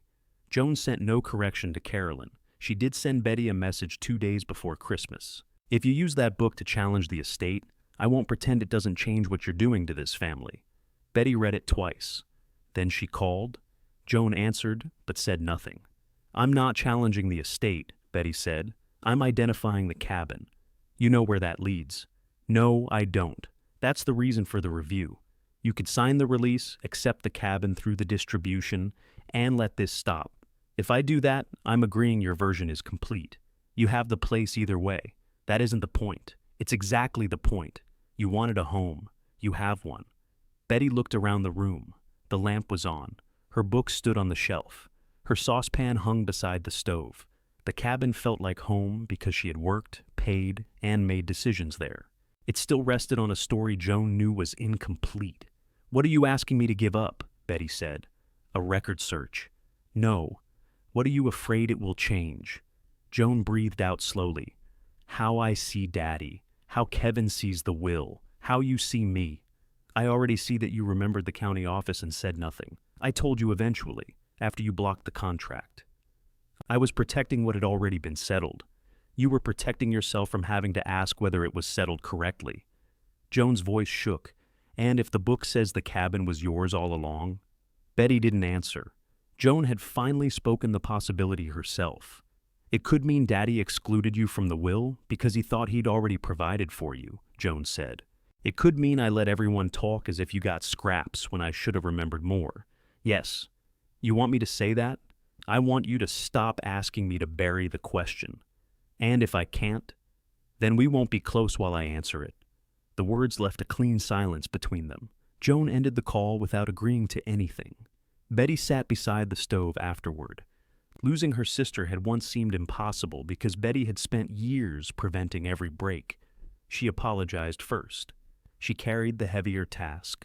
She accepted the explanation that kept the next family dinner comfortable. The original log offered no way to use its truth without changing that pattern. If it proved nothing, Joan would still remember that Betty had refused her. If it proved ownership, Joan would have to face why she stayed silent. Betty chose the review. Christmas morning arrived cold and bright. Bruce had invited her to breakfast in Ely before he checked equipment for a later trip. She locked the cabin at dawn and drove down with him. Her shoulder allowed short drives again, but the lower road was icy, and Bruce preferred to handle it. At breakfast, Kevin sent a message. Hope you're enjoying the quiet Christmas you wanted. Betty didn't reply. Carolyn called 20 minutes later. The records appointment was moved up, she said. A staff member can meet us today for the old index if we arrive before noon. Tomorrow's storm may close the office. Where's the log? With me. I'll meet you in Ely. They gathered the authentication report, Donald's map, and the later register at the cooperative office. Carolyn kept the original log inside the canvas document case. Before they drove to the records office, Betty asked to stop at Juniper Hearth. The map copy I marked is on the cabin table, she said. It shows exactly where the gate strip joins the parcel. We have Donald's original. I wrote notes from Bruce's ledger on the copy. It may save time. Carolyn turned onto White Pine Road. Near the cabin road, they found fresh tire tracks pressed into the snow. More than one vehicle had passed through the gate. Betty looked at the clock. Bruce doesn't have a route this morning. Carolyn slowed. Could he be checking the trail? He would have written it on the calendar. They passed through the gate and saw cars parked between the trees. Coats moved behind the cabin windows. Smoke rose from the chimney. Someone had tied a red ribbon around the porch post. Carolyn stopped beside Betty's car. Betty climbed the steps and put her key into the front lock. It didn't fit. The door opened from inside. Kevin stood with one hand on the knob. Warm air moved past him, carrying the smell of coffee, wet wool, and ham. Mom? Betty looked at the new brass lock. Fresh scratches surrounded the screws. You changed it. Kevin glanced behind him. Several adults stood near the table. Some were relatives Betty saw every Christmas. Others were people Kevin knew better than she did. Joan sat beside the stove with a coffee cup held between both hands. When she saw Carolyn in the canvas document case, she set the cup down. Kevin stepped onto the porch and partly closed the door behind him. I tried to call. No, you didn't. I sent a message. You sent one after you were already here. I knew you'd be in Ely. How? Aunt Joan said you had a records appointment. Betty looked at Joan through the window. Her sister lowered her eyes. Who changed the lock? Betty asked. I had it done yesterday. Without asking me, the key situation wasn't safe. Bruce has access. The cooperative has people coming through. You're living alone. Bruce has a key because I hired him. And I'm your son. That isn't permission. Kevin rubbed his hands against the cold. We're not doing this on the porch. You're inside because you changed the lock. He opened the door wider. Coats covered the wall hooks. Overnight bags crowded Donald's bench. Betty's gloves, mail, and shoulder exercise band had been placed in a wooden crate beneath the window. The far bed was covered with luggage. Her roasting pan sat on the stove. Kevin noticed her looking. We brought everything. You don't have to cook or clean. You brought people to sleep in my home after I said no. It's one holiday. The calendar said no overnight guests. The cooperative suspended the route. That didn't open the cabin to you. It was going to sit here empty while you were in town, for 2 hours. Kevin's patience gave way. It's Christmas. The cabin is for family. The room became quiet. He had committed himself fully now. The cabin belonged to the family when he wanted it, though its roof, gate, taxes, and risks had belonged to Betty when nobody saw value. Carolyn stepped onto the porch. "Mr. Porter, I'm Carolyn Armstrong." Kevin looked at her document case. "I know who you are. We had an appointment to inspect the cabin records. This is a private family gathering. The record in my case is cooperative property. Then inspect it somewhere else." Betty watched him. "You read the offer on my table. You invited people after I refused. You changed my lock. Now you're trying to send away the person helping establish ownership." Kevin's face reddened. "Because you're letting outsiders decide what happens to Granddad's cabin. Granddad's estate treated it as mine when it cost money. That was before anyone knew about the gate contract. And that changed your Christmas plans. It changed what the property means to the family." Joan stood. "Kevin, let Carolyn speak." He turned toward her. "You were the one who said the title wasn't clear. It isn't? Then Mom can't act like she owns it either." Joan looked at Betty. Shame had made her cautious for weeks. Now the room was full of people who had accepted Kevin's invitation, and caution could no longer hide what her silence had helped create. "I saw Daddy take Betty to the county office," Joan said. Kevin stared at her. "What?" I told Betty. "You didn't tell me. I should have." "When was this?" "A long time ago, when Daddy was arranging the cabin." "Arranging it how?" "I don't know. That's why they're checking the record." Kevin looked from Joan to Carolyn. "A trip to a county office doesn't make her the owner." "No," Carolyn said. "A recorded transfer would." She opened the canvas case. Betty asked everyone to move their drinks away from the table. Nobody argued. Carolyn placed the archival box where the roasting pan had been prepared earlier that morning. She removed the green cloth-bound volume and laid it on a clean protective sheet. Donald's later register remained in Betty's plastic tub. She retrieved it and placed the two books side by side. Kevin stood opposite her. "What is that?" he asked. "The original guest log," Carolyn said. "You found it?" "Yes. A state-certified examiner authenticated it this week." She placed the signed report beside the book. Kevin barely looked at the report. "It's a guest book. It's also the cooperative's original property record for this lodge. That isn't a deed. No. It supplies the recorded reference we need to locate the deed." Carolyn opened the original log carefully. The loose pages rested flat without being forced. She turned past the first winter entries, then stopped at one of the markers placed by the examiner. A heading ran across the top: Lodge Control and Responsible Owner. Beneath it, Donald had entered the construction date and an earlier land description. Several lines below, the handwriting changed slightly where the ink had been refilled. Carolyn read only the first relevant line: Responsible Owner, Betty Porter. No one moved. Betty looked at her own name. It was written clearly in Donald's hand. Kevin leaned over the table.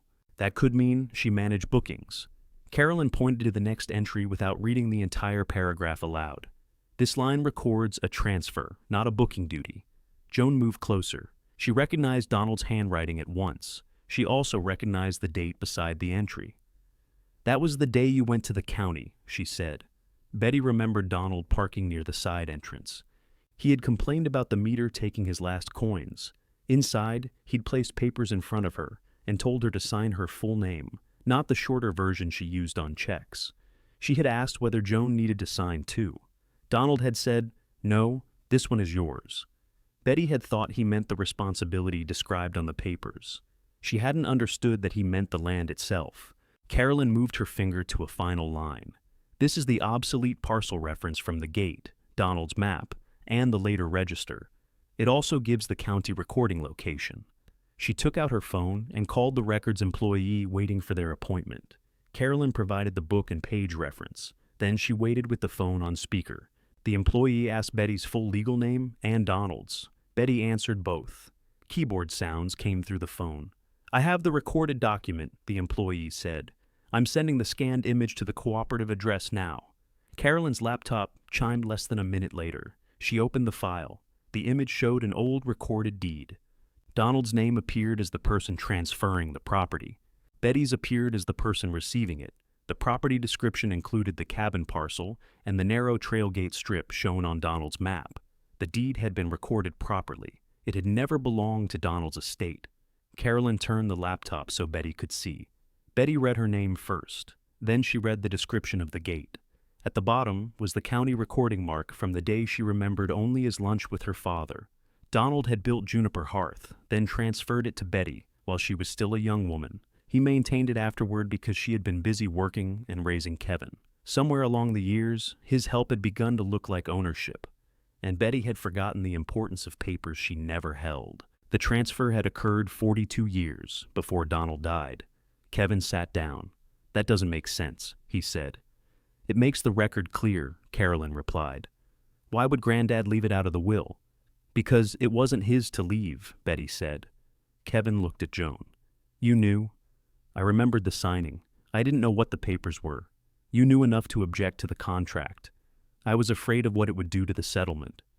"What does it do?" Joan looked at the deed on the screen. "The cabin has to come out of the estate accounting. It was never part of the distribution. Kevin's share of the savings didn't disappear. Joan's duplex remained hers. What changed was the story they had told about Betty receiving Juniper Hearth as an unwanted share. Nobody had given Betty the cabin after Donald died. They had handed her keys to property she already owned, then asked her to release them from further questions. One of the relatives near the window quietly picked up her overnight bag. Another began taking coats from the hooks. Kevin saw them moving. "Nobody has to leave," he said. Betty faced him. "Yes, they do. Mom, there's food cooking. Turn off the oven, pack the food. It's Christmas, I know. Where are people supposed to go? You invited them? You make that arrangement." He looked toward the snow outside. "You're putting family on the road to prove you won. The road is clear. It's before noon. I'm giving everyone time to gather their things." Kevin stood again. "You'd really empty the cabin over a lock?" "No. I'm asking people to leave because I said no before they arrived." "What about Aunt Joan? Joan can decide whether to ask me for a day visit." Joan picked up her coat. "I'm leaving with everyone else." Betty didn't stop her. Carolyn closed the original log and returned it to the archival box. The county employee agreed to prepare a certified copy of the deed for the next working day. The existing recorded image was enough for Carolyn to begin the cooperative title review, but she followed the ordinary procedure. The authority in the county record confirmed what Donald had done. It didn't make the decision for Betty. Kevin carried bags to the cars. He returned for the slow cooker, the roasting pan, and 2 folding mattresses. The relatives avoided Betty's eyes at first. Then one woman stopped beside her. Kevin said, "You approve this." "I didn't." "I'm sorry. Thank you for saying so."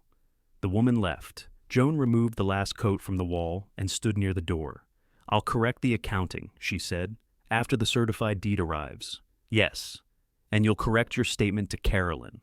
"Yes." Betty nodded once. That was not forgiveness. It was the next required action. Kevin took the new brass key from his ring and placed it on the table. "The locksmith gave me 2, he said. "The other is outside with the car keys. Bring it." He did. Betty waited until every bag, coat, dish, and folding mattress had been removed. She checked the far bed in the cabinet. Her mail went back on the shelf. Her gloves returned to their hook. Kevin stood on the porch after the others started their engines. "Can I come back?" he asked. "Not today. I mean ever. That depends on what you do after today." Betty held out her hand. Kevin looked at it, then understood. He gave her the receipt from the locksmith so she would have the lock information. "I'll pay to replace it," he said. "You'll remove this one yourself and install the lock I choose." "All right, after you ask for a work date." He nodded. Kevin walked to his car. Bruce arrived as the last vehicles were leaving. He parked beside Carolyn and looked at the emptied porch. "Did I miss Christmas?" he asked. "You missed the guest list changing," Betty said. She showed him the scanned deed. Bruce read the property description, then looked toward the trail gate. So Donald meant exactly what he said. Yes. Carolyn held the original log against her coat. The book had not created a new inheritance. It had named the owner the family failed to see, then led directly to the deed that had been waiting in the county record all along. Betty closed the cabin door, not to end the day, but to keep the heat inside while they began deciding what happened next. Carolyn spent the afternoon at Betty's table completing the title review. She compared the deed description with Donald's map, the gate markings, and the parcel references in both logs. Bruce walked the boundary strip with her, while Betty made copies of the access notebook. Nothing new was discovered. The records simply agreed. The certified deed arrived 2 working days later. Carolyn took it to the cooperative board with the examiner's report and her inspection notes. The suspension was removed that afternoon. Betty signed the stewardship contract in her own name. The annual payment was $42,000, divided into monthly deposits. It required her to maintain the gate, keep the warming stops supplied, and document every cooperative use. She read every page before signing. Carolyn waited. "Most people sign faster when money is involved," she said. "I signed fast once before. That worked out eventually. It took 44 years. Carolyn accepted the signed contract and gave Betty a copy. The first payment wouldn't arrive for several weeks. Betty still had almost no spare cash, and the heating system needed more than the wood stove. The electric wall units made noise but produced little warmth. Carolyn approved a supply allowance for the warming cabinet, but the contract didn't pay Betty's personal bills in advance. Ownership gave her a future. It didn't refill her bank account overnight. Bruce signed a separate maintenance agreement with Betty. He would handle snow clearing, gate repairs, firewood, and physical work she couldn't safely do. His rate was the one she had first offered. He studied the written schedule. "You included travel time. You travel. I'd come up for my own trips anyway, not every time." Bruce signed. Betty wrote him a check for the next week's work after the cooperative restored his bookings. His January calendar wasn't as full as it had been before Joan's objection, but 2 canceled travelers returned when the route reopened. The lost business remained lost. "Joan should know what that email cost," Betty said. "She knows enough," Bruce replied. "Whether she carries it is up to her." Joan came to Juniper Hearth 3 days after Christmas. She called from Eli before leaving, then again at the gate. Betty opened it for her. Joan carried the estate folder and a covered dish. Betty took the folder. "You can keep the food," she said. "It's soup. I have soup." Joan returned the dish to her car without arguing. At the cabin table, she placed a corrected accounting beside the certified deed. The cabin and trailgate parcel had been removed from Donald's estate assets. A written note explained that the property had been transferred to Betty decades before Donald's death and had been included in the estate worksheet by mistake. Joan had signed the correction. "Kevin still receives his savings distribution," she said. "The duplex remains mine." "I know. The correction doesn't change the amounts. It changes the property list. And the release? The new version doesn't ask you to accept the cabin as a distribution." Betty read it carefully. The release now covered only Donald's actual estate. It didn't require Betty to surrender questions about Juniper Hearth. She signed. Joan watched her place the pen down. "I'm sorry," she said. Betty closed the folder. "For which part?" "For not remembering sooner. You remembered before you told me." Joan looked at the stove. "I'm sorry I didn't tell you when Bruce mentioned the gate. You also contacted Carolyn. I corrected that. Yes, I thought the settlement might come apart, and you chose to put that risk on me." Joan pressed her hands together. "I was afraid, I know." Betty believed her. Fear explained Joan's conduct. It didn't repair it. "I'd like to visit," Joan said.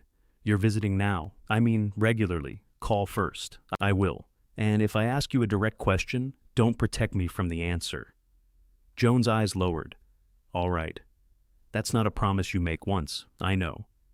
Joan left after 20 minutes. She didn't receive a key. She didn't leave the soup. The following week, an appraisal required for the new insurance policy valued Juniper Hearth, its land, and the controlling gate at $510,000. Betty read the figure twice, then placed the report in the plastic tub. Kevin called that evening. $510,000, he said. "Who told you?" "Aunt Joan. She needs practice keeping information that isn't hers." "That's a lot of money. It's an appraisal. I'm not selling. I didn't ask you to sell. You were about to." Kevin breathed out. "I was going to ask if you need help with insurance and taxes. They're budgeted. Already?" "Yes." He had no immediate use to offer. Betty let the silence remain. Finally, he said, "I want to fix the lock. You said you would." "When?" She checked the calendar. "Thursday morning. No cooperative route until afternoon. I'll be there at 9. Bring the lock receipt and the original hardware if the locksmith kept it." He did. On Thursday, Kevin arrived at 8:50.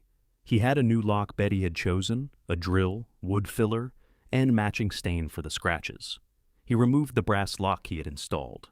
The new holes were larger than the old ones, so he repaired the frame before fitting Betty's hardware. She watched from the table, but didn't direct him unless he asked.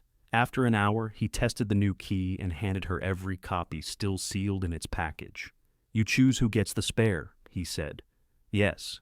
He packed the unwanted brass lock into his toolbox. "I paid the locksmith," he said. "You don't owe anything? I wasn't planning to." Kevin sat across from her. His hands were dusty from sanding. "I shouldn't have changed it. No, I thought you were shutting everyone out because you were angry. I gave you an answer you didn't like. I know that now. You knew it then." He rubbed stain from one thumb. "I thought I could fix it once people were here. That's what you did at your house, too." "What?" "You made plans around me, then expected me to adjust after they became inconvenient to change." Kevin looked toward the boxes she had unpacked. "I didn't realize you felt pushed out. The office furniture was arriving. I could have canceled it." "You didn't." He nodded slowly. "I can't undo Christmas," he said. "No. Can I help with something else?" Betty took out the maintenance list. "The west porch support needs replacing. Bruce can show you what's required. It's 2 days of work. When? Not whenever you decide. We'll schedule it around the route." Kevin read the available dates and chose 2. "And after that?" he asked. "After that, the porch will be repaired." He almost smiled, then understood she meant it. Completing a task wouldn't purchase forgiveness or permanent access. It would show whether he could keep an agreement that didn't place him in charge. Kevin signed his name beside the dates. Before leaving, he asked, "Can I come for lunch the first day? If you arrive for work, lunch is included. That sounds fair." "It is." Some relatives called Betty after Christmas. 2 apologized for coming, without speaking to her. 1 insisted Kevin had only wanted everyone together and said Betty could have handled it more gently. Betty listened, then said, "You're welcome to disagree from your own home." That relative didn't call again. Others asked whether Juniper Hearth would become a vacation rental now that it was valuable. Betty explained that the cabin would be her home, a small guest place by arrangement, and a winter warming stop. She didn't offer free weekends. Carolyn added the cabin to the cooperative's active route guide. Bruce's next group arrived on schedule. Betty logged their entry, checked the supply cabinet, and closed the door after they passed through the gate. Her shoulder still tired quickly. She kept her medical exercises beside the morning access sheet and stopped work when pain sharpened. Age hadn't made her unable to run Juniper Hearth. It had made pretending to have no limits too expensive. The first stewardship payment arrived in January. Betty paid the heating contractor's deposit, set aside the insurance money, and replaced what remained of her emergency savings. Then she marked Kevin's 2 porch work days on the calendar in blue ink, the same as every other commitment that had to be honored before anyone was welcomed through her door. Kevin arrived on the first workday at 8:45. Bruce was already measuring the damaged porch support. He showed Kevin where rot had spread beneath the lower board and explained why the load needed temporary bracing before anything was removed. Kevin listened. He didn't say he had built decks before. He didn't take the drill from Bruce's hand. When he wanted to move a stack of firewood, he asked Betty where it belonged. At noon, she served beef stew and bread. Kevin washed his own bowl. The work took longer than expected, because the old support had been fitted around a stone footing. Bruce wanted to preserve the footing. Kevin suggested cutting the new post to match it instead of pouring concrete over the stone. "That'll take another hour," Bruce said. "It'll look right," Kevin replied. Betty heard Donald in that answer, though she didn't say so. Kevin returned for the second scheduled day. A cooperative vehicle was delayed at the gate, and Bruce had to leave the porch work to guide it through. Kevin checked the calendar before asking, "Do you want me to keep going? Can you finish the lower boards without Bruce?" "Yes." "Then finish those. Leave the support trim until he checks it." "All right." He did exactly that. When the porch was finished, Kevin swept the sawdust, carried the scraps to Bruce's truck, and recorded his work beside the scheduled dates. He didn't ask for a key. A month later, he called about visiting on a Sunday. Betty checked the calendar. After 2. "I have overnight guests leaving in the morning. I'll bring lunch. For how many? Just me." He arrived at 2:10 with sandwiches and a replacement handle for the utility enclosure. He had noticed the old one sticking during the porch work. "May I install it?" he asked. Betty handed him the screwdriver. The new heating system was completed in February. The contractor replaced the weak electric units with the efficient wall heaters and repaired the old thermostat wiring. Betty kept the wood stove for storms and for the kind of evening when heat from a flame made the room feel settled. On the first cold night after the work, she switched on the wall heat and waited. Warm air reached the far bed. She walked from window to window in her slippers, checking for drafts. Then she sat at the table and paid the final bill from the stewardship account. The roof was paid. The heat worked. The electric service became permanent after the certified deed was added to the account. Insurance covered the cabin, gate, and approved warming stop use. Each practical problem closed with a receipt, a schedule, or a key under Betty's control. Bruce continued maintaining the route. He submitted written hours every Friday, even when the work took only 20 minutes. "You can combine the small jobs," Betty told him once. "You wanted everything clear. I did. This is clear." She paid the invoice. In spring, they repaired the second bed and added a folding screen around it. Betty accepted adult overnight travelers only on dates she chose. Some came for the Eastern Trail. Others wanted a quiet cabin outside Ely, and didn't mind that winter equipment occupied one cabinet. Before confirming a stay, Betty explained the rules. The gate stays locked, no extra guests. If Bruce has a route crossing, his vehicle has priority. Most people agreed. Those who didn't could stay elsewhere. The guest income was modest. It paid for linens, cleaning supplies, and improvements without changing the cabin into a place Betty no longer recognized. Joan's first few visits remained careful. She called before leaving Ely. She brought no estate papers and made no suggestions about the property. Sometimes she stayed less than an hour. During one visit, she noticed a photograph hung crooked near the far bed. "May I fix that?" she asked. "Yes." Joan straightened it and stepped back. It was the picture of Donald beside the gate. "He looks pleased with himself," she said. "He usually was after making someone hold a camera." Joan smiled. Then she said, "I should have remembered what he told you after the signing." Betty looked at her. "You remember that too?" "Not the exact words. He said you had a place of your own now. I thought he meant for vacations. You didn't mention that at the estate meeting." "No." "Why?" "Because Kevin and I had already agreed on the accounting. Remembering more would have made me responsible for asking harder questions." That was the first time Joan described her silence without calling it confusion. Betty made tea. Joan was not given a key. She was given another visit. The harder test came at a family lunch in Ely. A relative referred to Juniper Hearth as Betty's lucky inheritance. Joan put down her fork. "It wasn't an inheritance," she said. "Daddy transferred it to Betty years ago. I helped create the confusion because I didn't speak when I should have." The table went quiet. Betty didn't rescue Joan from the discomfort. She also didn't add to it. Afterward, Joan asked whether she had said enough. "It was the truth," Betty replied. "Keep doing that." By summer, Betty's shoulder had improved. She could carry groceries and reach the lower wood rack without pain. She still hired Bruce for heavy lifting and snow work. She no longer treated help as proof that a place belonged to someone else. Carolyn inspected Juniper Hearth before the next winter season. She checked the supply cabinet, access logs, heating system, and gate schedule. "You've had no missed openings," she said. "Bruce hasn't. You manage Bruce, I pay Bruce. He manages himself." Carolyn corrected the wording in her report. The cooperative contract continued.